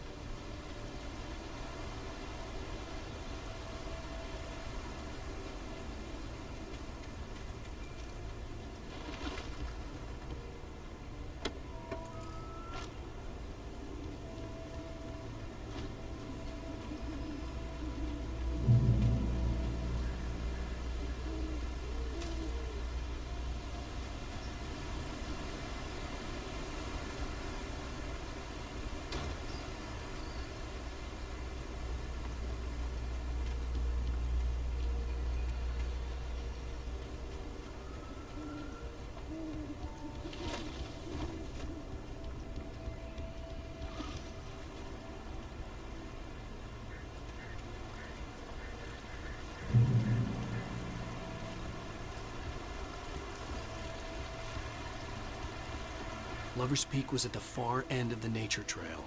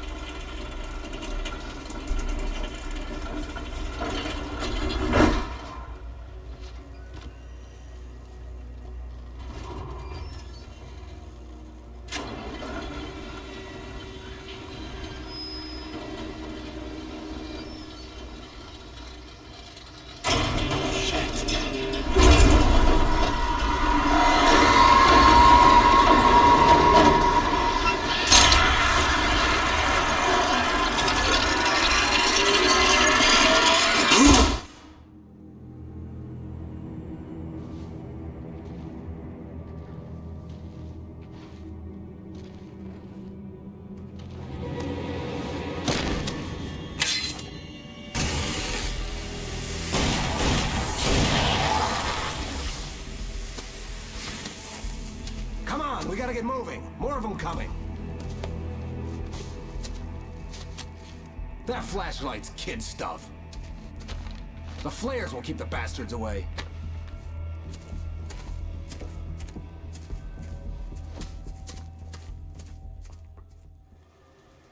You can see them too? Hell, of course I see them. Come on, we gotta move. Why? Because that's the way the story goes. Yeah, but... Let's move! I lost my gun back there. Oh, I've got a gun. Just keep that light steady on him.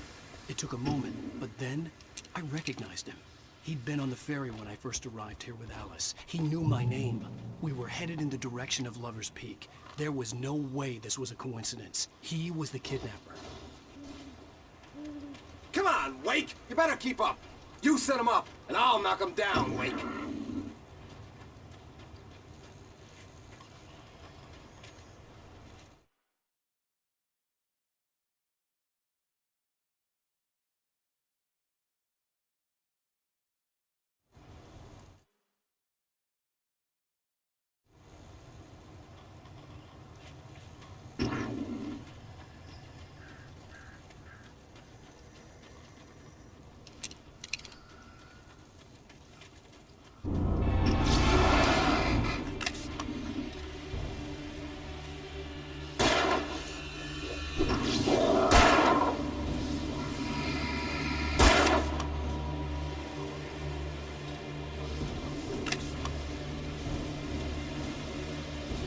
Wait, where'd that one go?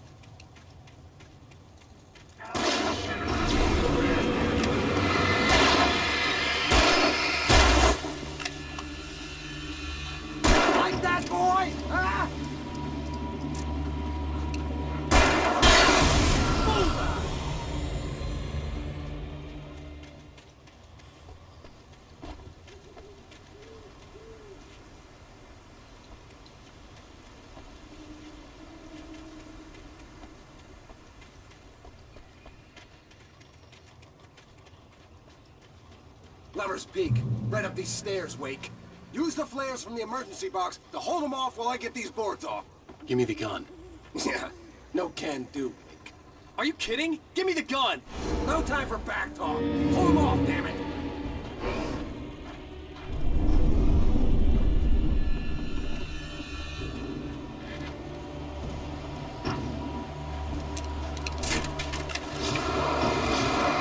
A little longer. Scare them off.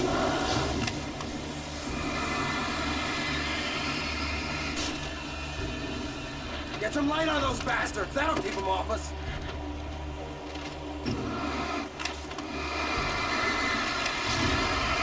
Just a little longer. I almost got it. Okay, it's open. Move it or lose it.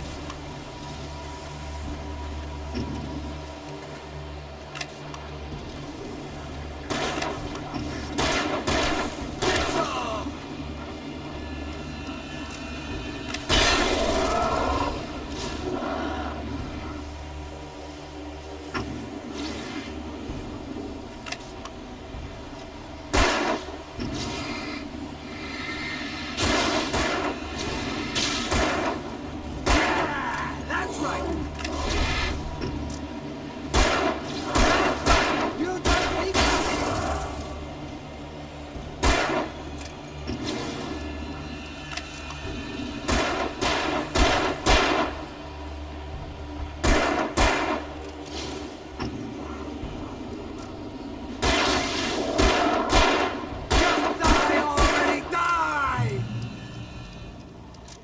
Oh, you feeling better now, Wake? All cozy and safe.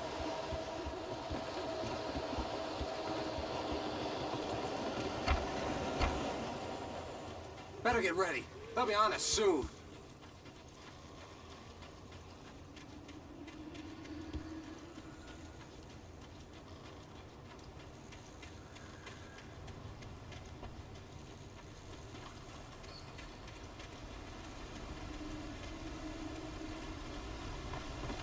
This is it, Wake. The last stand. There's more flares here. Get ready. We fight them as long as they keep coming. Give me the goddamn gun! They're coming! That's not how this goes. Get with the program, Wake.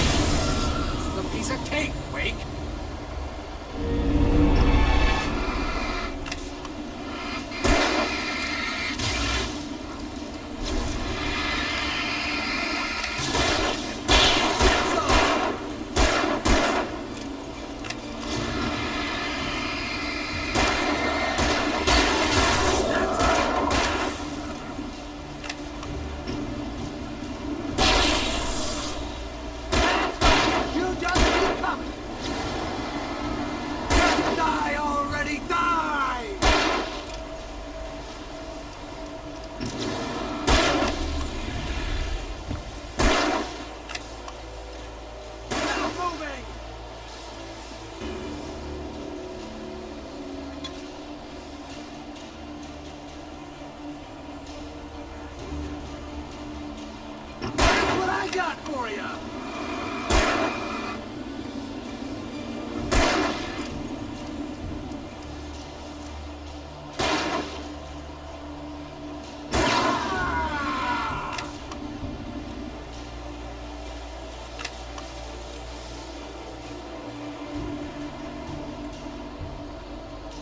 See? Nothing to it.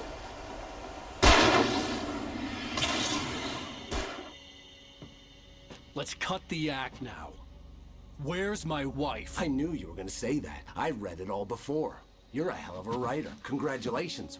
You're gonna bring about something glorious and terrible once we get you some proper editorial control. What the hell are you talking about? Where's Alice? I want the entire manuscript, or she's gonna suffer bad. You touch her mouth.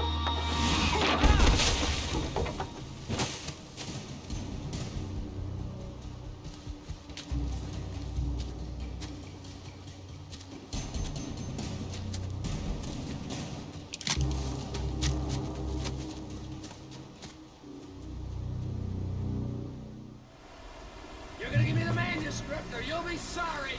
No! Come back here! I swear I'll kill you if you hurt Alice! Do you hear me? Come back here! He had Alice, and he wanted the manuscript because he thought it held some magical power. But I had no manuscript to give him. I had to get back to Barry and figure out my next move.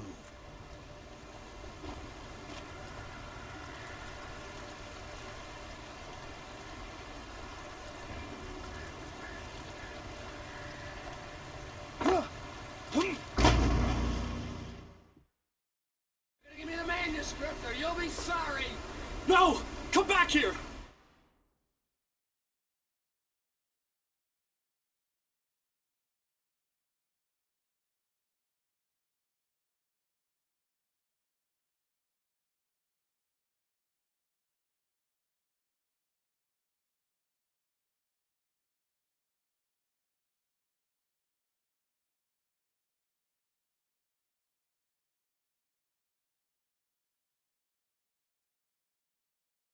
I swear I'll kill you if you hurt Alice! Do you hear me? Come back here! He had Alice, and he wanted the manuscript because he thought it held some magical power. But I had no manuscript to give him. I had to get back to Barry and figure out my next move.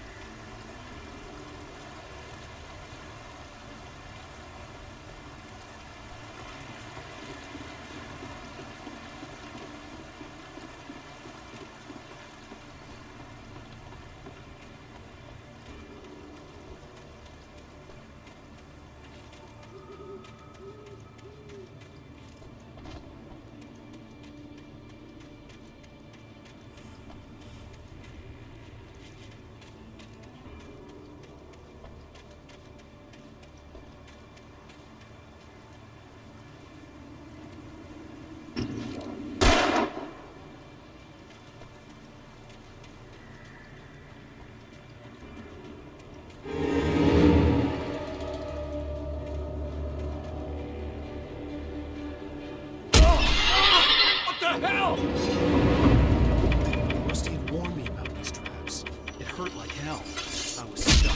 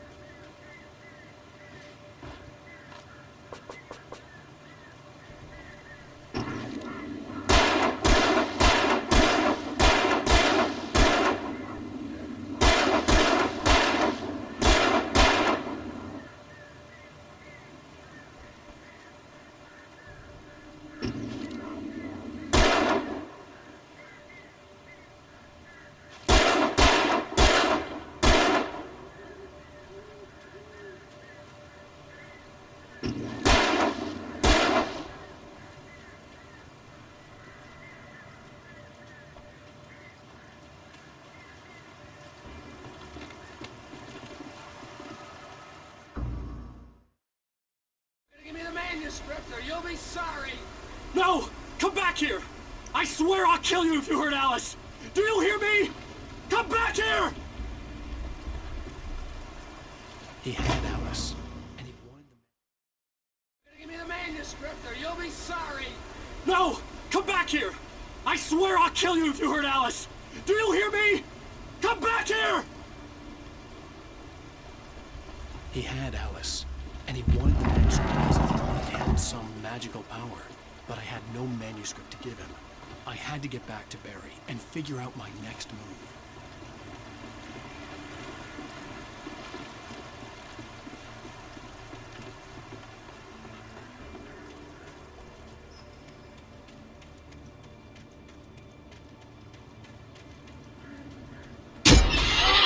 What the hell? Rusty had warned me about these traps. It hurt like hell. I was stuck.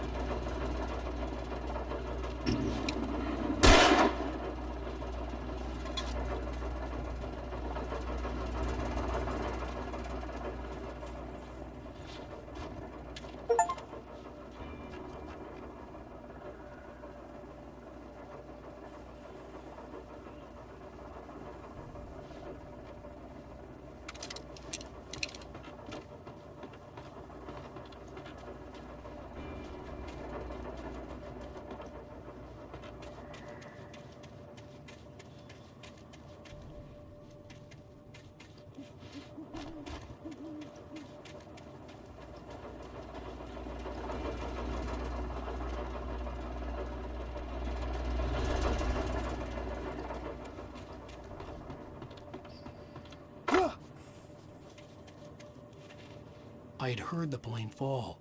It made no sense. It was clear that it had just fallen down, but it was very old and obviously hadn't flown in decades. Looking at it sent a shiver down my spine.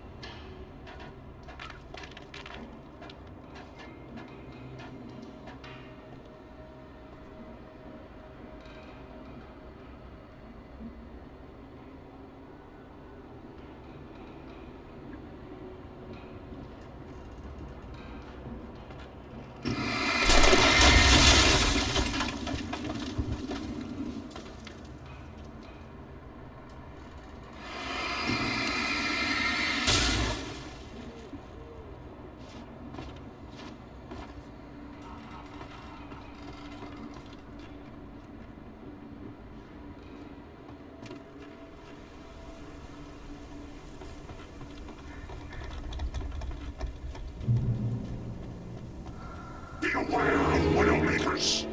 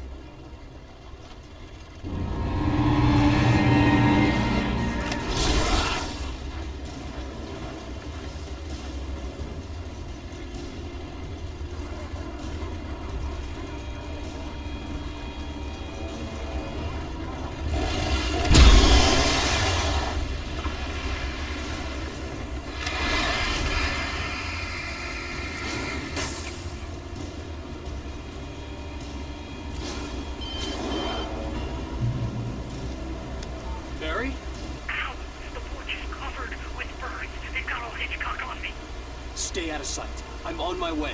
Don't open the door. What, am I crazy? Stay hidden. I'll be there soon. Just make sure you keep the lights on.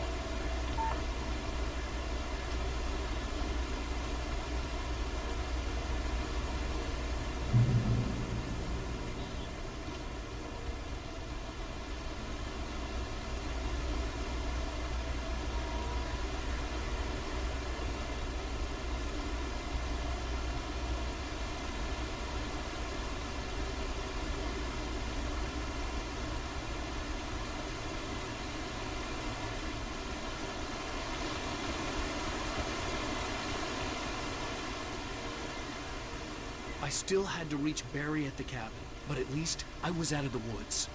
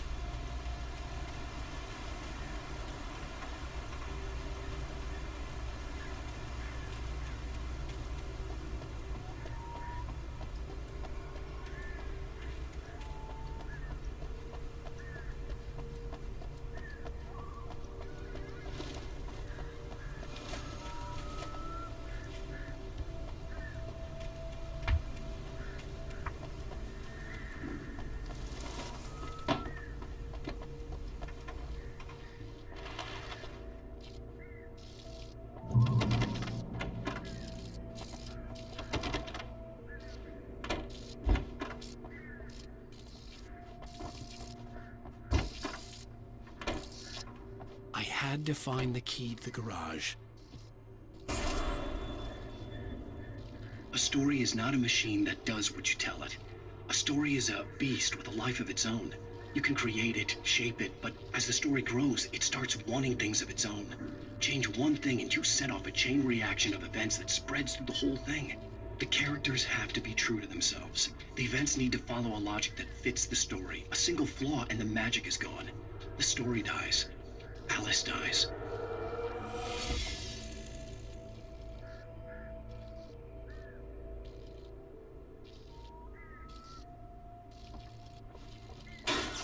You can learn about nature and yourself.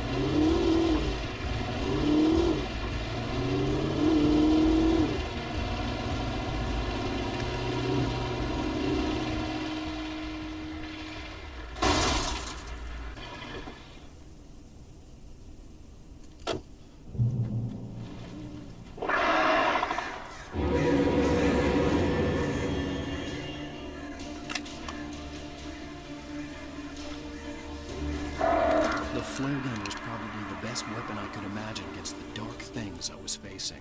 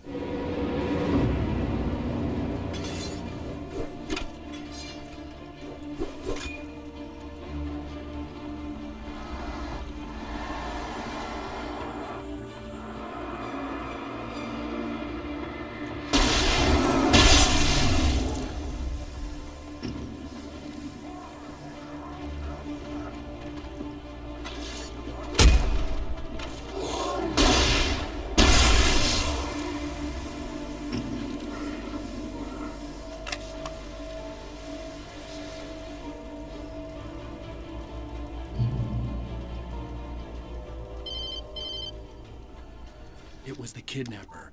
You son of a bitch! Where's my wife? Enough horseplay, Wake. You deliver the manuscript, and you can have your woman back. Simple as that. I don't... Listen. I'm gonna need time to finish it. I still need to write the ending. I need a week. Not done? I need a week. 2 days. The old Bright Falls coal mine is nearby.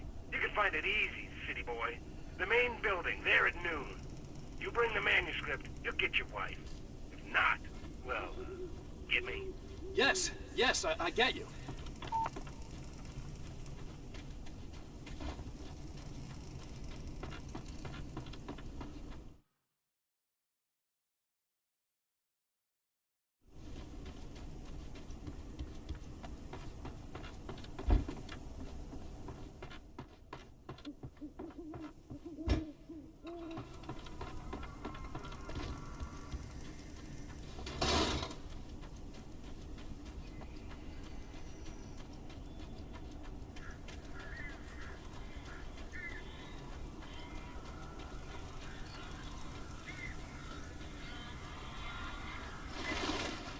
Barry had talked about birds over the phone.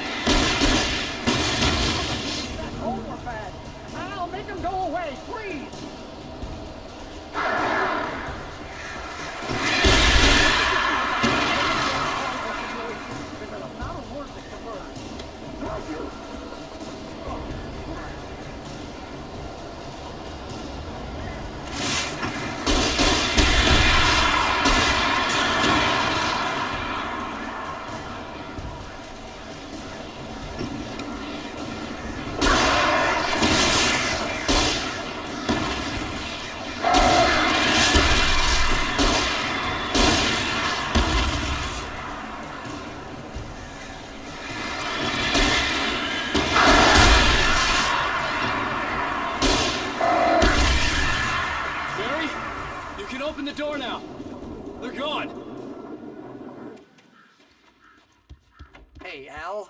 I'm sorry for thinking you were having a psychotic episode, man. I sent Barry to the town to ask around about a man fitting the kidnapper's description. He'd go through the archives of the local paper. Perhaps he could learn something. anything about the island and the cabin that had disappeared. The man wanted a manuscript. I had to try to write him one to get Alice back.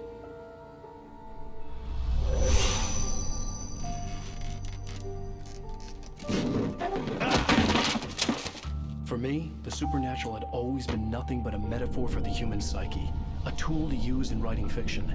Now, it was happening for real, and I couldn't put a single word on paper.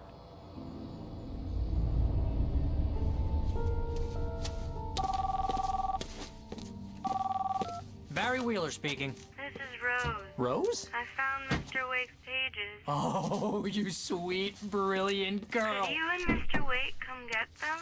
I live in the trailer park outside the town. We'll be there in less than an hour. Bye now. See you soon. Have a great day. Hope you come back soon.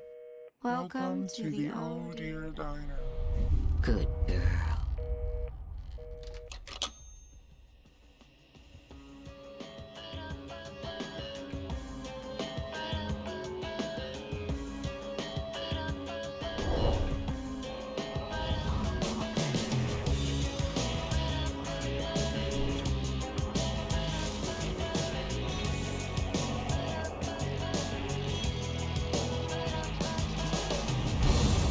Come here. Pretty please, can you tell me where I am? You, won't you say something? I need to get my bearings. On Alan Wake, Alice has been kidnapped. Alan, please help me. Alice? You'll do exactly what I say if you ever want to see your wife again. I can't tell anyone except my agent Barry. Damn it, Barry, they'll kill her. You're my best friend, and I'm worried that you're not right in the head. The ransom is a manuscript I supposedly wrote that's coming true before my eyes. It happened just the way it was on that page. So dark. I have found only a few scattered pages. I want the entire manuscript. The deadline is in 2 days. I found Mr. Wake's pages. Good girl. How the hell did she get her hands on the manuscript anyway? I don't know. She's resourceful. I told you were too hard on her. Listen, I found out all sorts of interesting stuff while I was digging around. Yeah. Mr. Wake, it's Sheriff Breaker. We have an FBI agent here, Agent Nightingale. FBI? He's anxious to see you. You'd better come to the station. Okay, I'll be right over, Sheriff. Let's make this quick, huh? Help you folks? Name's Randolph. I'm the manager. We're looking for Rose. Works as a waitress down at the diner? Rose, sure. Nice girl. Who wants to know? I'm Alan Wake. The writer, huh? I heard on the radio you were visiting. Well, I'll show you her trailer. That Rose, she's a nice girl. Always pays her rent on time. As I was saying, Al, I found all sorts of weird stuff from the local newspaper's archives. This place is crazy. Disappearances, mysterious deaths, urban legends come true, and, get this, most of this stuff takes place around Cauldron Lake. Well, you ain't wrong, mister. The Indians thought the lake was a doorway to the underworld. I'm the God-fearing type myself. I don't hold with that sort of thing. Yeah, okay. Anyway, there was an island there owned by a guy called Thomas Zane. Now, some of the articles I found about him make him out to be a famous writer, but I ran a bunch of searches, couldn't find a single thing he wrote. Zane was heavily into diving, so much so that the place came to be called Diver's Isle. But the volcano under the lake erupted in 1970, and Zane went down with the island.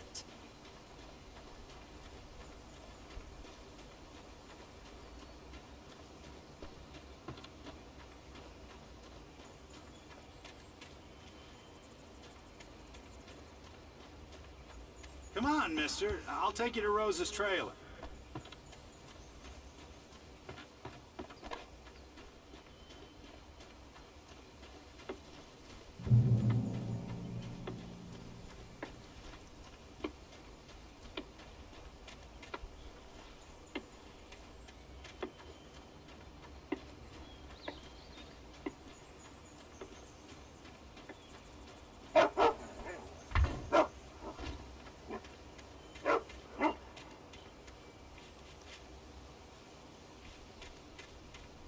Just follow me.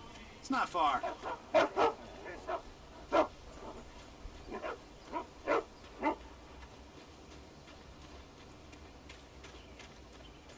Yeah, how about that? It was there in the morning, as if it had fallen from the sky. But it would take a tornado to lift something like that. We're damn lucky it didn't crush any of the trailers.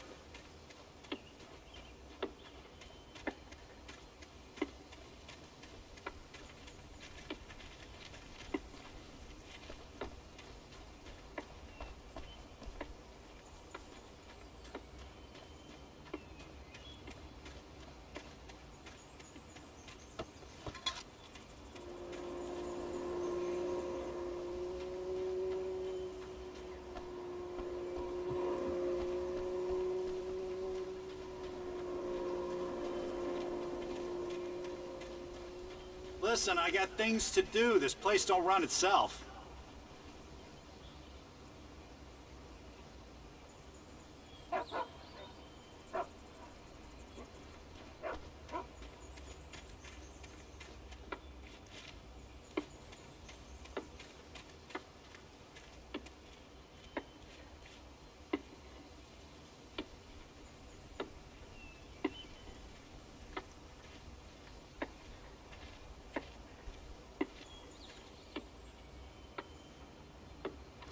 Gets better.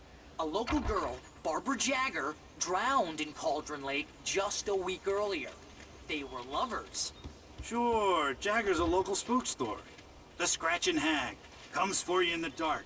Childish stuff like that. Anyway, Al, I'm just getting to the best part. All of the articles about this stuff were written by Cynthia Weaver. I asked around, and she's that crazy bag lady you met. What, the lamp lady?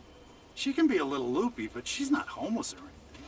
Yeah, anyway, she knew both Jagger and Zane before they both died, and she had some kind of a breakdown.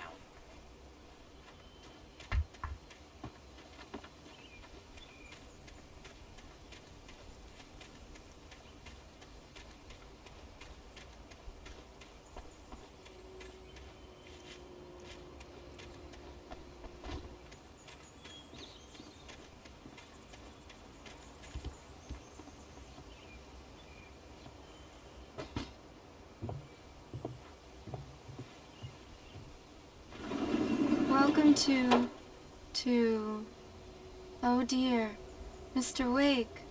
I'm so glad you're here. Rose, you have my manuscript? Oh. Oh yes. Yes. Please, come in. Hey, this is really good. Rose, Yes, my manuscript. I really need it. I understand. I know what you need. A muse to inspire you. Oh, for Barry? She doesn't have anything. Yeah, hey, Al? Al, what's...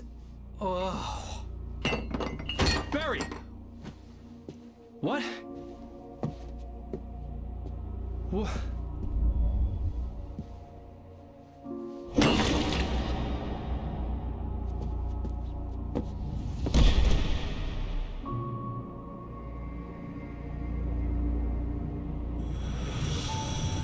It's coming for you, hiding in my barber's skin.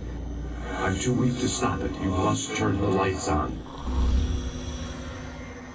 I promised I'd come visit you and your lovely wife. You must finish what you started. I insist. You must turn the lights on. Turn the light on. Back to work, boy.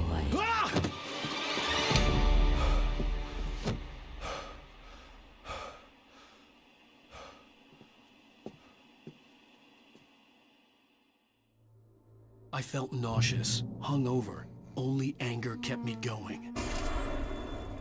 I can't tell reality from dream anymore, but it seems I have an imaginary editor to help me. She's an old woman in a funeral dress. I call her Barbara Jagger. She's very strict. I'm writing faster and faster. My manuscript is being heavily revised. The edits are getting very aggressive, and each day there's less of me and more of her. I hate it, but I know she's right. She promises me I can save Alice this way. She knows more of this than I do. About the complex incantation I'm attempting. About this place. She's worked with another writer under similar circumstances, Thomas Zane. The genre of the story seems to be shifting. It's turning into a horror story. I'm getting close. I can feel it.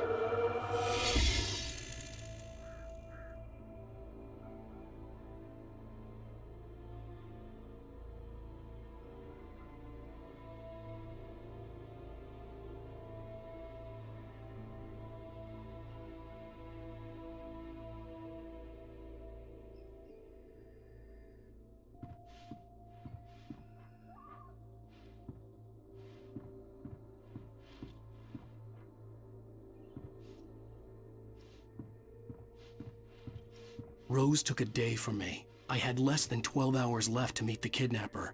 All I could do was get Barry into the car, work something out once I got on the road. Welcome to the Oh Dear Diner. What can I get you today? Coffee? I couldn't work up much hate for Rose. Something had used her to get to me and left its mark. First refill is free. Milk and sugar on the counter there. Would you like to hear today's specials? Thank you. A nice day. Come back soon.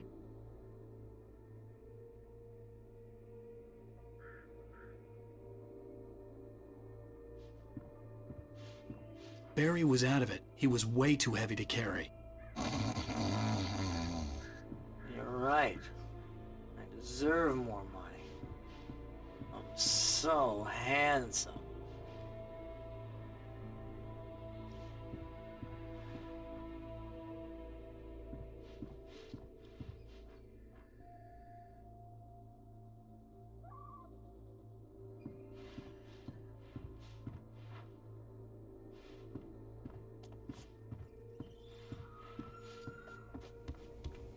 My gun and flashlight were gone. I'd have to find a way to get Barry into the car as quickly as possible. There was no time to waste.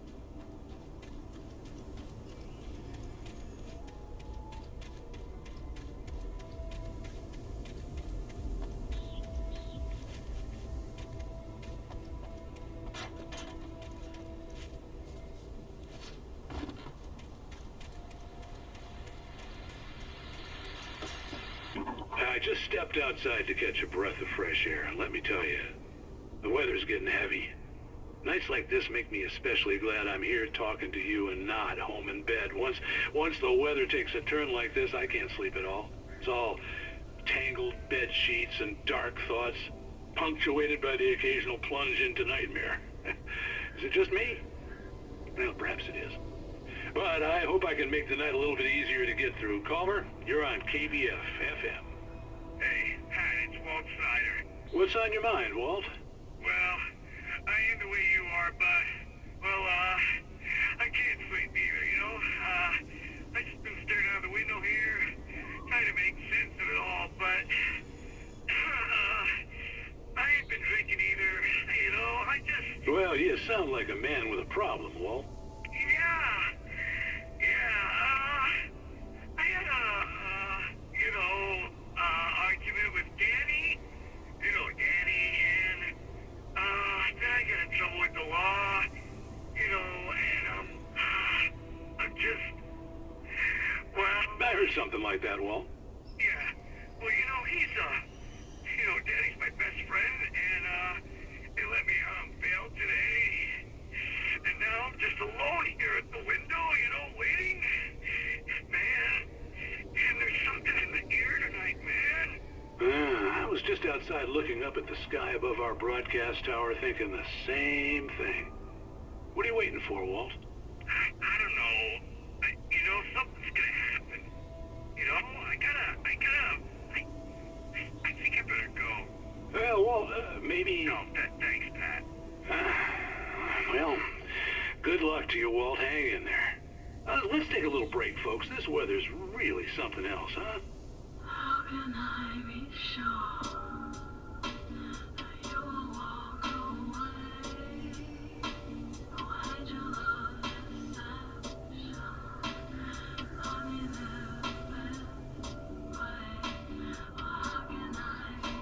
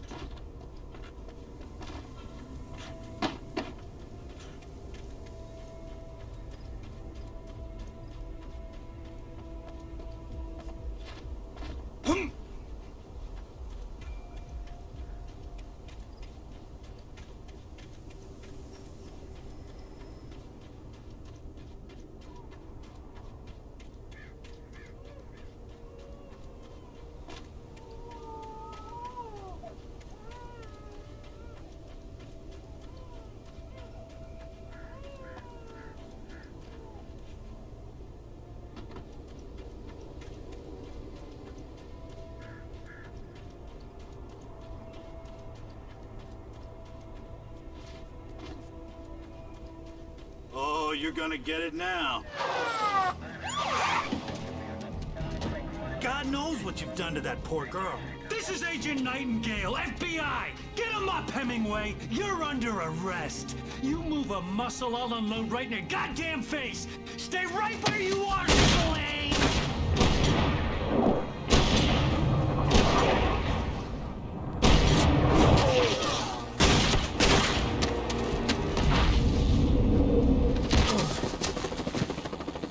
What are?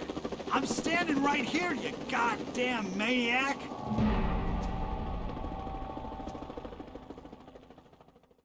I hated to leave Barry behind, but there was no way I'd miss my appointment with the kidnapper. Give it up, Mr. Wake. Come on. Make it easy on him. Get up, Barry. Don't let him get away. Move it, move it, move it! You can't be The kidnapper. Give it up, Mr. Wake. Come on. Make it easy on him. Get after him. Don't let him get away. Move it, move it, move it! I'll have your shot if you let him get away.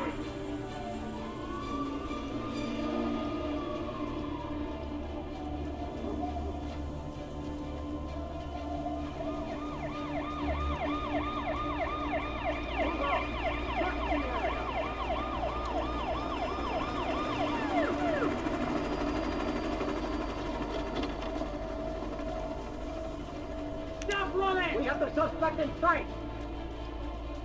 Okay, men. Keep your eyes peeled. He's gonna try to This make it way. through here. Oh, damn. Move it!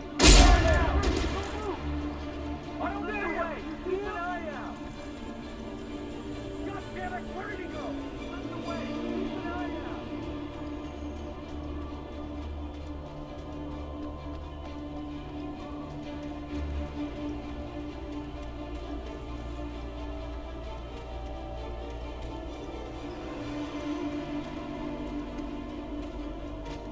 He's gone! Come on, guys! We need to head him off!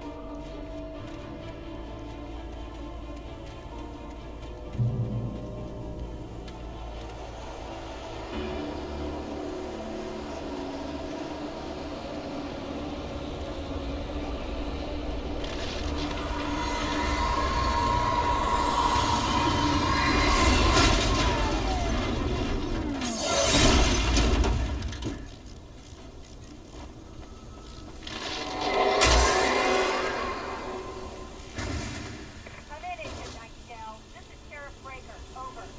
Nightingale, over. What on earth is going on? My deputies tell me you fired at Wake, and he didn't have a gun. You almost hit a civilian instead. Over. Sheriff, Wake's running. I'm giving chase. I don't have time for this.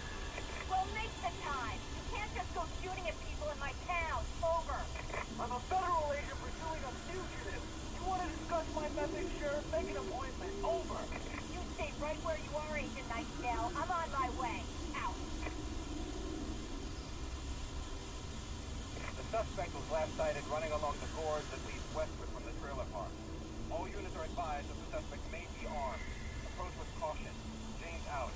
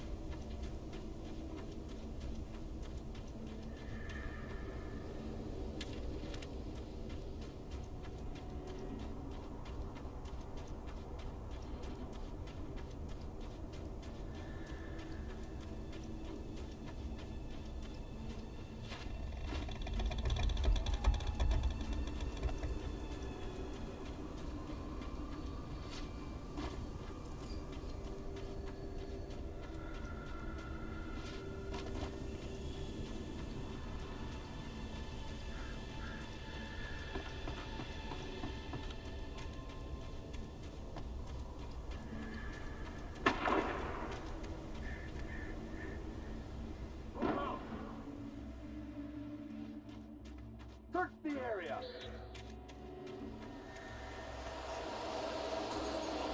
Stay sharp.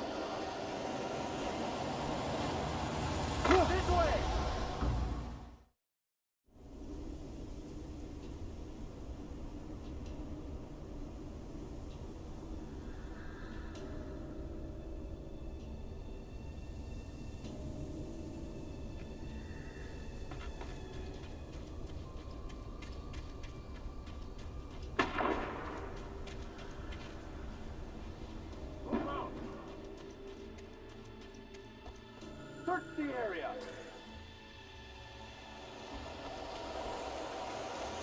Stay sharp. This way. Over here.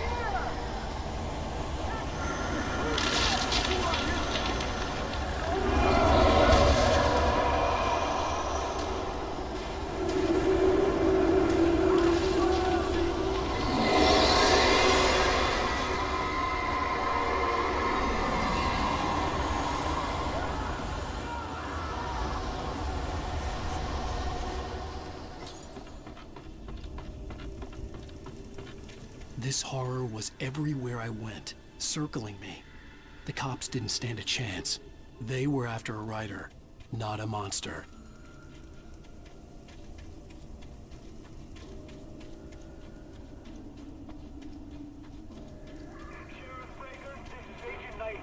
I've lost contact with most of the men you assigned to me.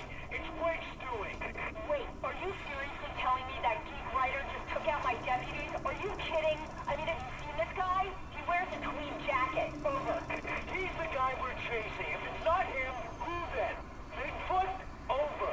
I don't know yet, but I'm not in the habit of jumping to conclusions. That tends to come back.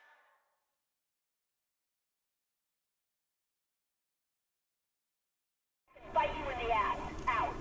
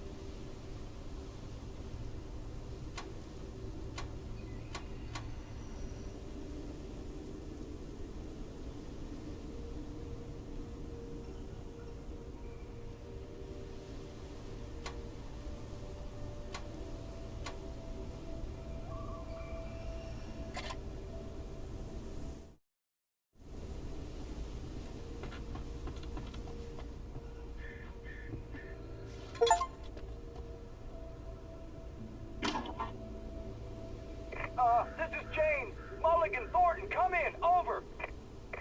Thornton here. James, we got both Wheeler and Rose in custody. They didn't put up a fight or anything. Why, they were... Hey, what you... Come on. Sit down and give me that. Jane, Mulligan here. Over. Go ahead, Mulligan. Over. We got Wheeler and Rose here. Wheeler's drunk or hopped up on something. Speaking of which, that Fed had a pretty distinctive whiff of Otis Scotch about him, if you know what I mean. Over. I don't have anything on that, Deputy Mulligan. Over. Well, whatever. Anyway, Rose is just being plain weird here. You better get Doc in to take a look at both of them. Over. Gotcha. You better get them here quickly. The, Fed's gonna want to interview Wheeler. Over. Oh, yeah, I'll bet he does. Looks like they have a lot in common. Mulligan out.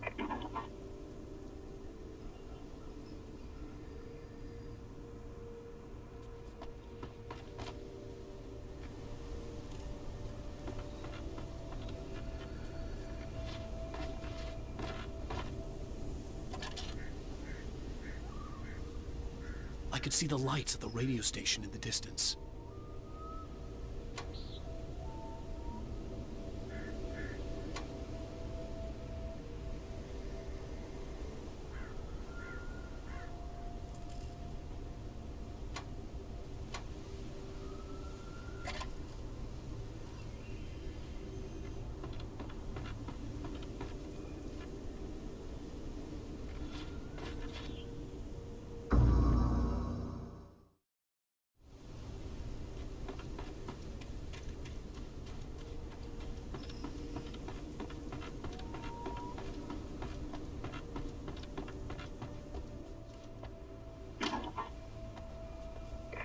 This is James. Mulligan, Thornton, come in. Over. Thornton here. James, we got both Wheeler and Rose in custody. They didn't put up a fight or anything. Why, they were... Hey, what you... Come on. Sit down and give me that. James, Mulligan here. Over. Go ahead, Mulligan. Over. We got Wheeler and Rose here. Wheeler's drunk or hopped up on something. Speaking of which, that Fed had a pretty distinctive whiff of Otis Scotch about him, you know what I mean? Over. I don't have anything on that, Deputy Mulligan. Over. Well, whatever. Anyway, Rose is just being played here. You better get doctored. I imagined that the broadcast tower in the distance was part of the local radio station. Maine seemed like a decent guy. Perhaps he could give me directions to the coal mine.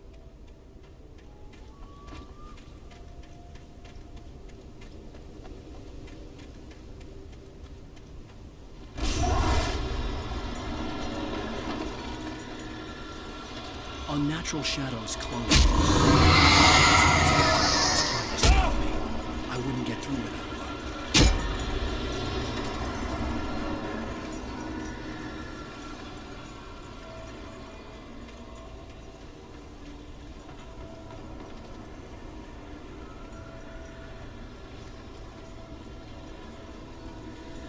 There was no power to the searchlight.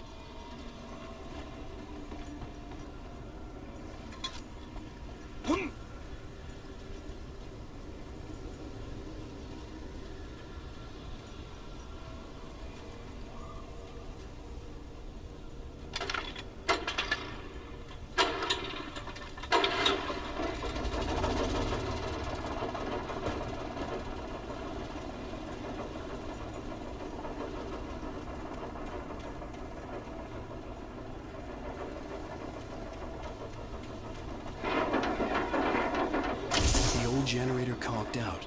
I'd have to see if I could fix it and try again.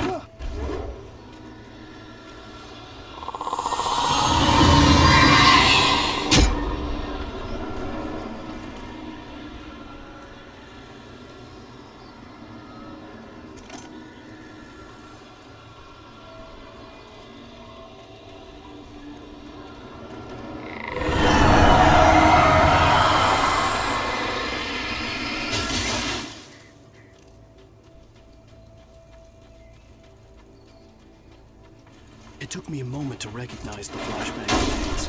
They were an ideal weapon for my situation. Team 1, come in. Over.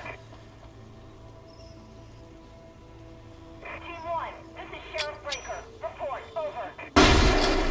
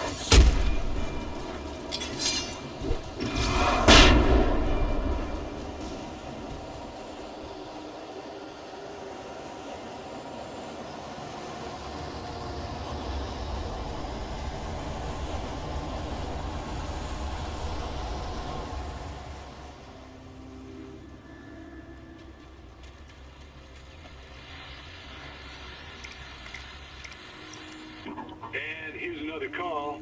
You're on KBF-FM with Pat Maine. It's Milt Peabody, Pat. What's on your mind, Milt? Well, I live near the trailer park, Pat, and there's a big ruckus going on over there. Well, that's just up the road from me, too. What's going on, do you know? I don't know, but there's a bunch of police cars there, lots of sirens, a helicopter buzzing around, and I think I heard some gunshots. Gunshots? Yes, sir, like from a pistol. So can you find out what's going on? Because it's just next door, and they're popping off guns there. They're still shooting? No, it was maybe 10, 15 minutes ago. It sounds serious, Pat. I'm telling you, it don't sound like no party. I'm certainly going to give the station a call, Milt. Okay. You'll hear it here as soon as I hear from them. Okay, thanks.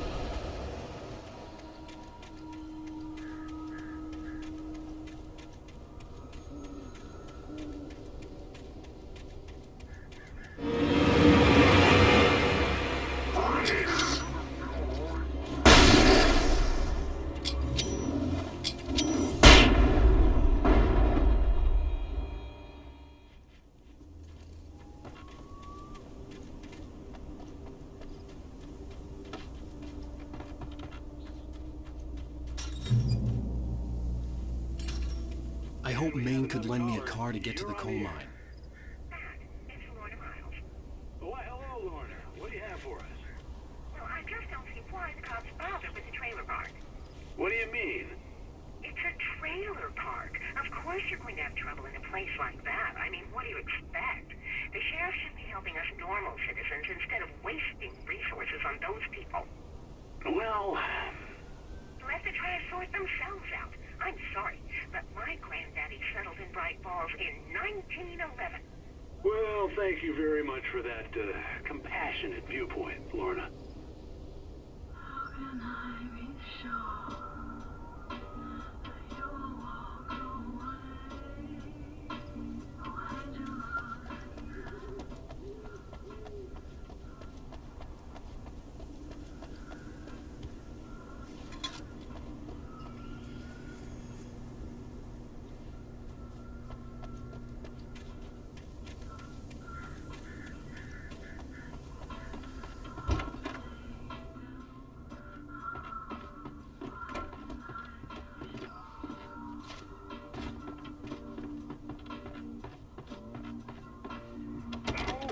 Surprise. The famous writer Alan Wake just walked in. Folks, I'm going to see if I can talk him into an interview. Come on in, Mr. Wake.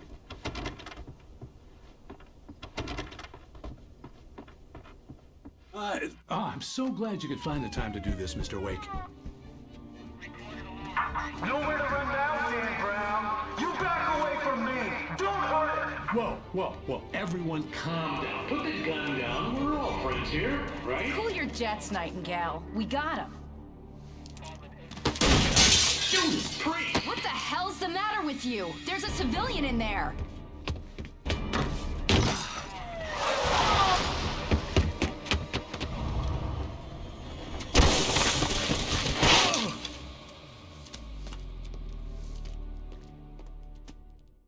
I'll get you yet, even if it kills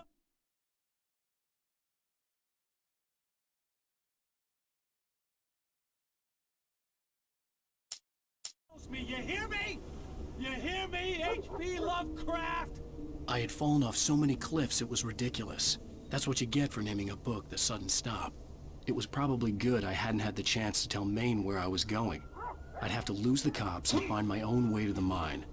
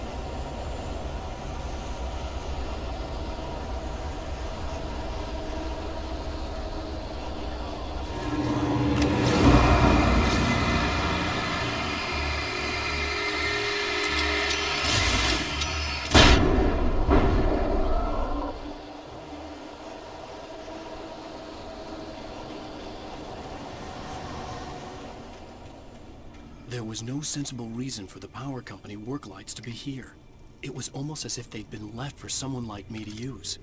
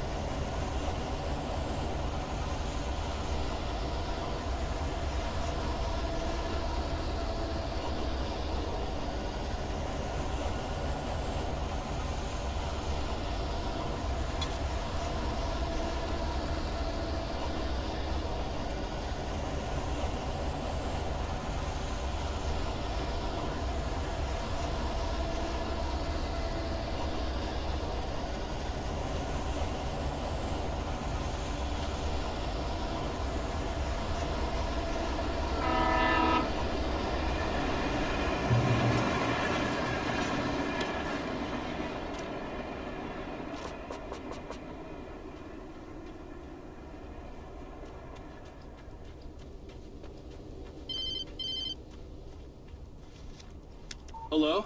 The most stubborn man I've ever met. Alice? Alice? Alan, I'm so afraid. He keeps me in the dark. Please help me. I look at you, Alan, and it's not you. Something else. Looking out from behind your eyes. Alice, I'm here. I'm so alone here. It's all gonna go to hell. You need to be careful. Cooperate. The connection had been terrible, but that wasn't the only thing that hadn't been right with the call. She sounded wrong somehow, but she had called me.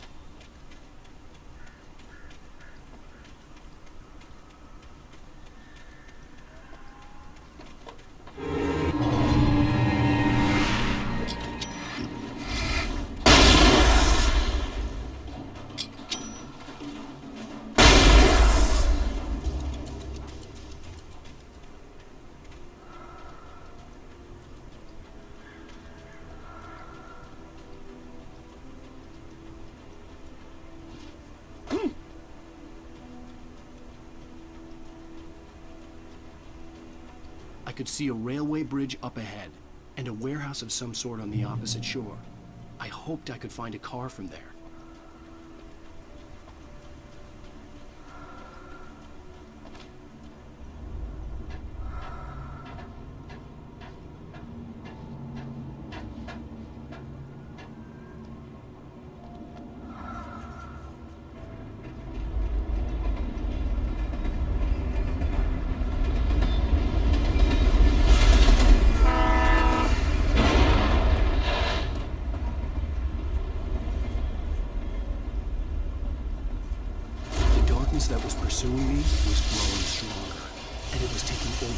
everything in its path. The opposite shore. I hoped I could find a car from there.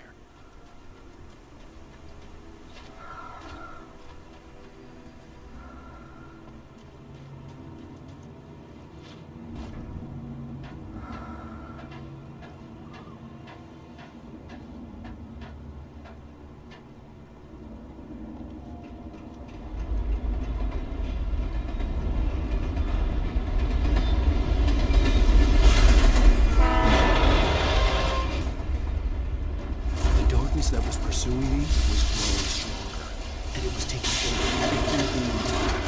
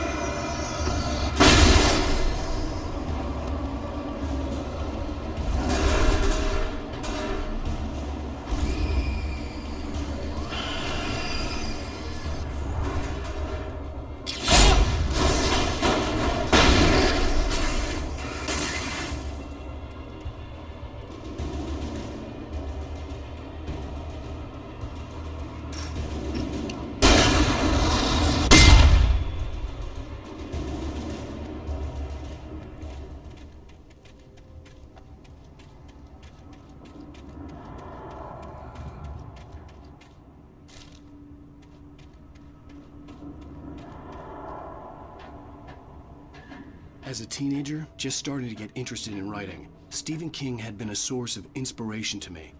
I thought about all the inanimate objects that had come to life in his books. No one is safe in a good horror story. Certainly not the protagonist.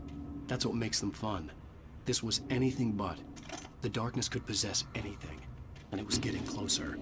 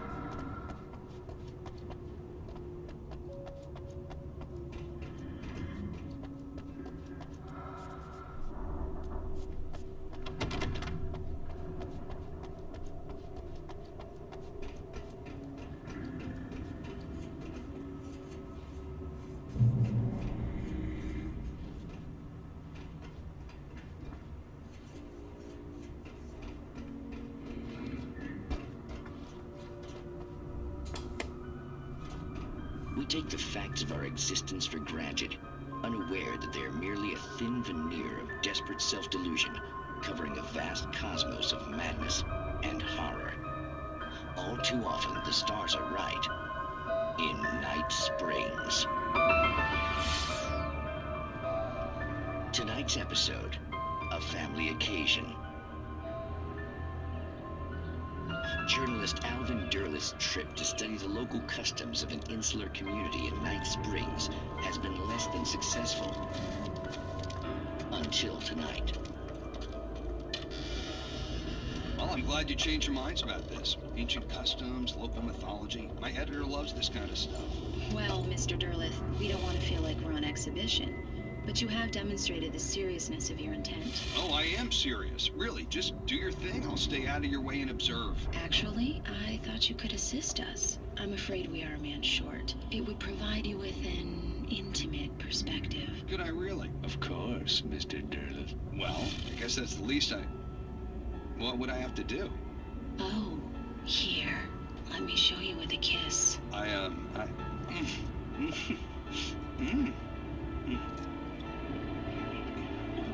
What did you...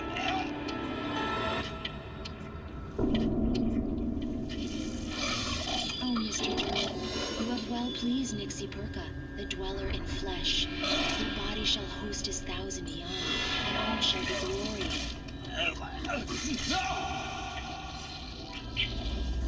Shh, darling, be calm.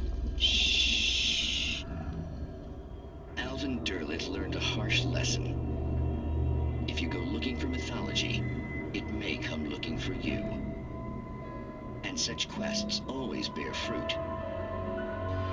In Night Springs.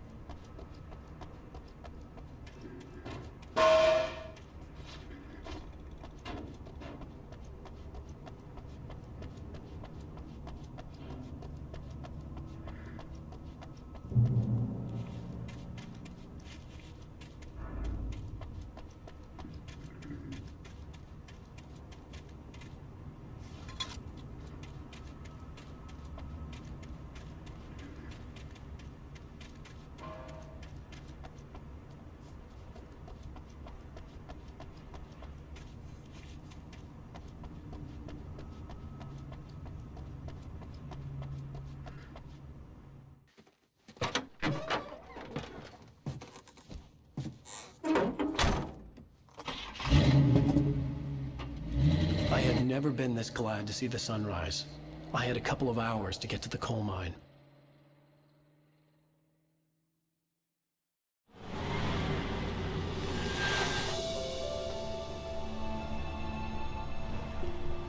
The coal mine wasn't far now.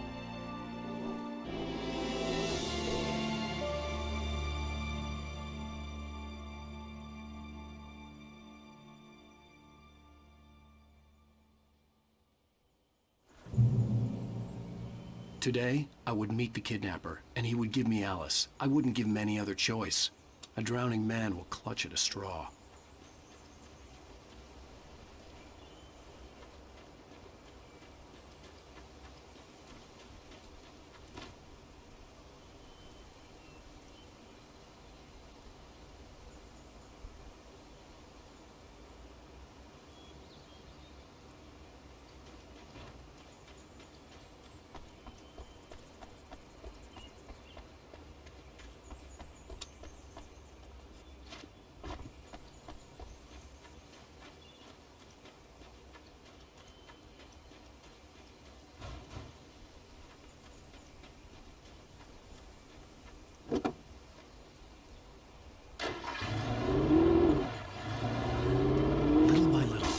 Realizing it, I'd come to believe that the story in the manuscript was coming true.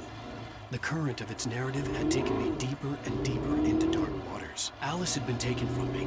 Barry was probably in jail. I was a fugitive from the FBI. The whole world taken over by the dark presence was trying to destroy me. It all felt real, but it matched a textbook case of insanity.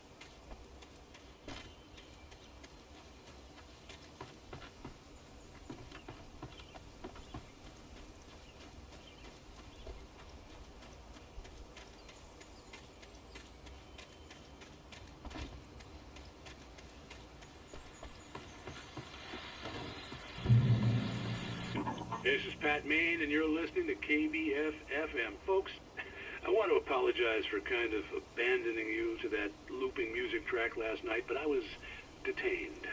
You see, I encountered a big-shot G-man with an itchy trigger finger who could use a lesson in manners and a boot in the ass, not necessarily in that order either. Now, folks, I know I'm not being very informative here, and I apologize for that. I really should just keep quiet, but I'm just so peeved right now, because some people just shouldn't be carrying badges. I'm just glad that our Sheriff Breaker was there to straighten things out. And if someone I met last night is listening, let me just say, I'm sorry if my mouth got you in trouble. I'm pretty sure you're not the bad guy here. Godspeed, son. I hope you know what you're doing. Now, on a lighter note, I'll be talking to Dr. Nelson all morning. But first, a little music.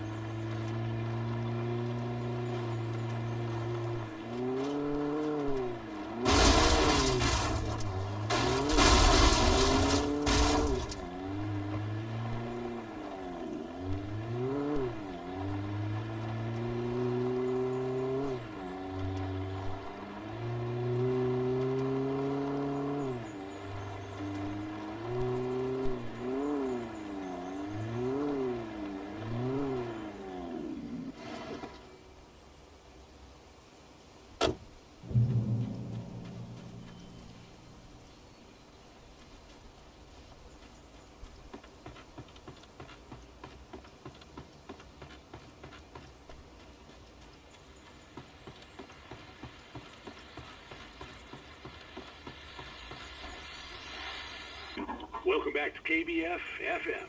Hope you enjoyed that tune. Now, Doc, you were talking about life and finding that special someone, that soulmate. Well, you were talking about that. I was saying I don't buy it. Well, see, to me, that's strange, because I always pegged you as a hopeless romantic.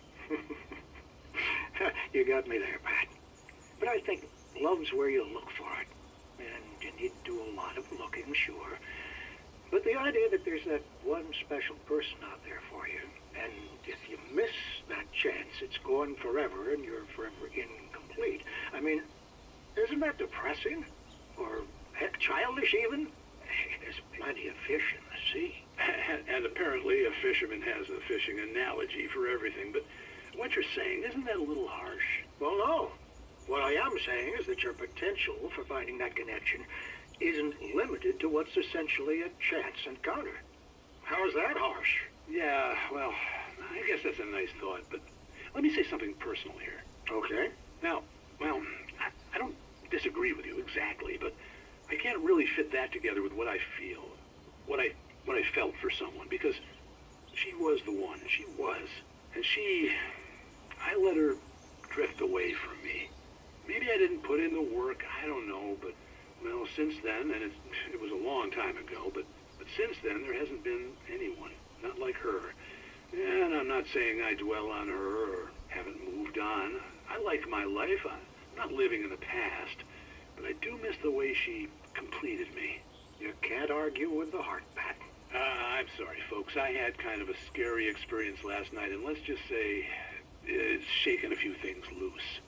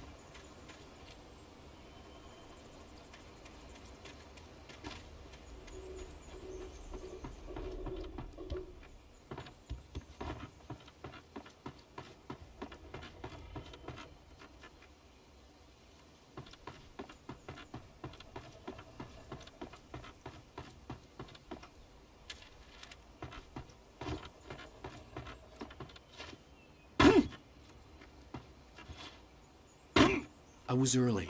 I was supposed to meet the kidnapper at noon in the main building. The coal mine was quiet. It was a museum now.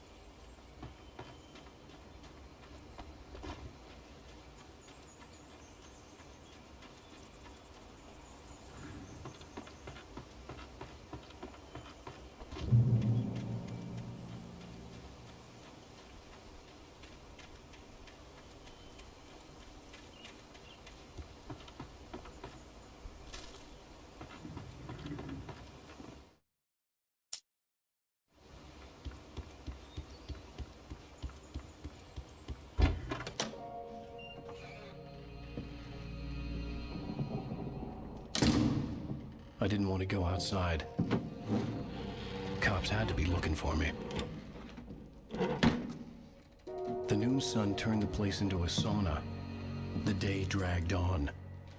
Different scenarios ran through my mind. Ways of how I'd torture the kidnapper to get Alice back. Or the different horrible things he could have done to her. I imagined her dead. I had no way of knowing she was still alive. It was killing me. I was running on blind hope. It was all a waste of time. The bastard never showed up.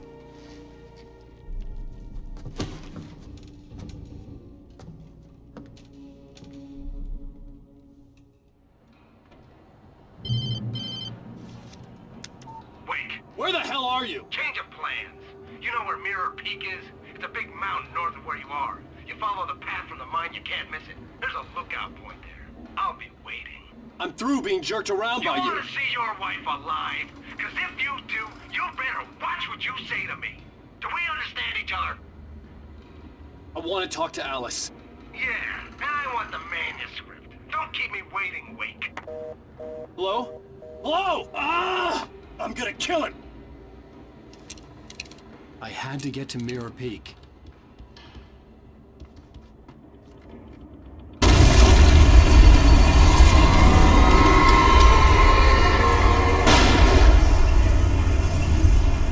It was close. Maybe closer than ever before.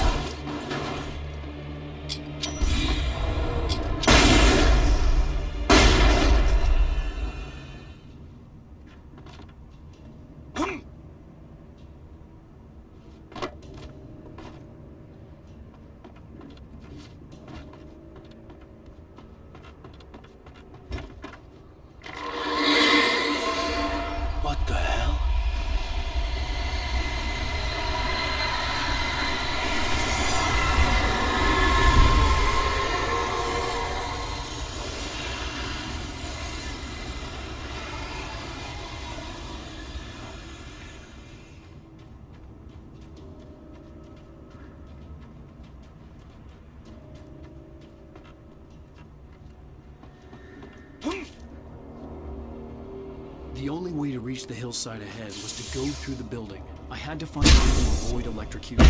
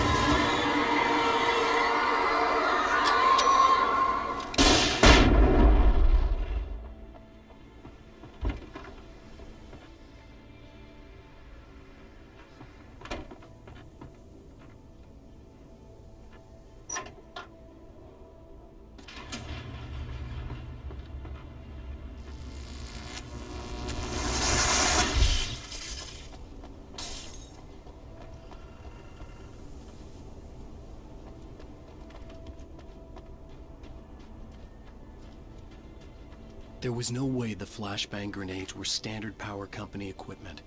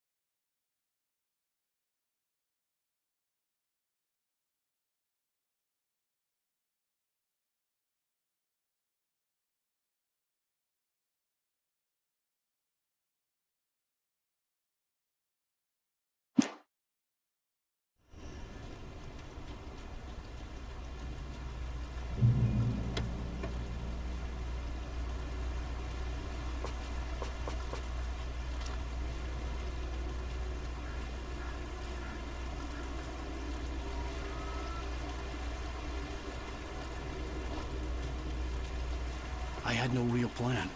I was going to give the kidnapper all the manuscript pages I had for Alice. If that wasn't enough, I'd hold him at gunpoint and make him talk.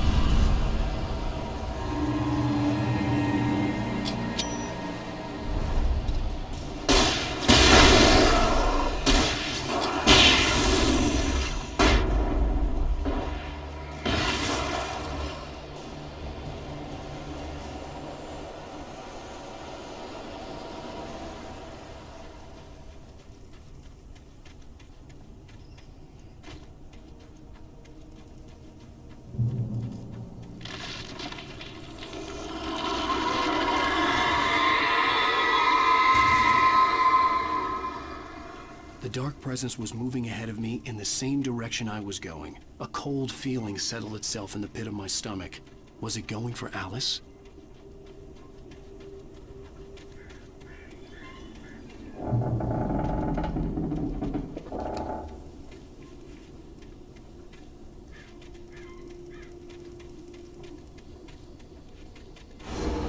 The graveyard shift may cause cancer.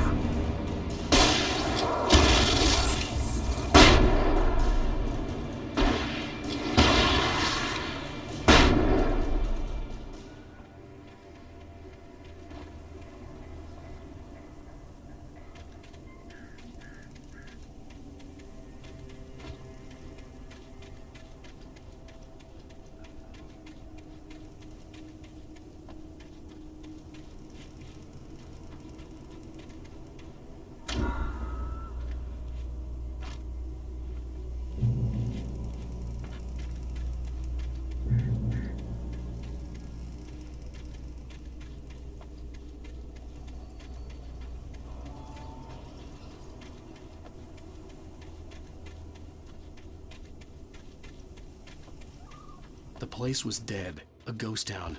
Had been for decades, maybe a century.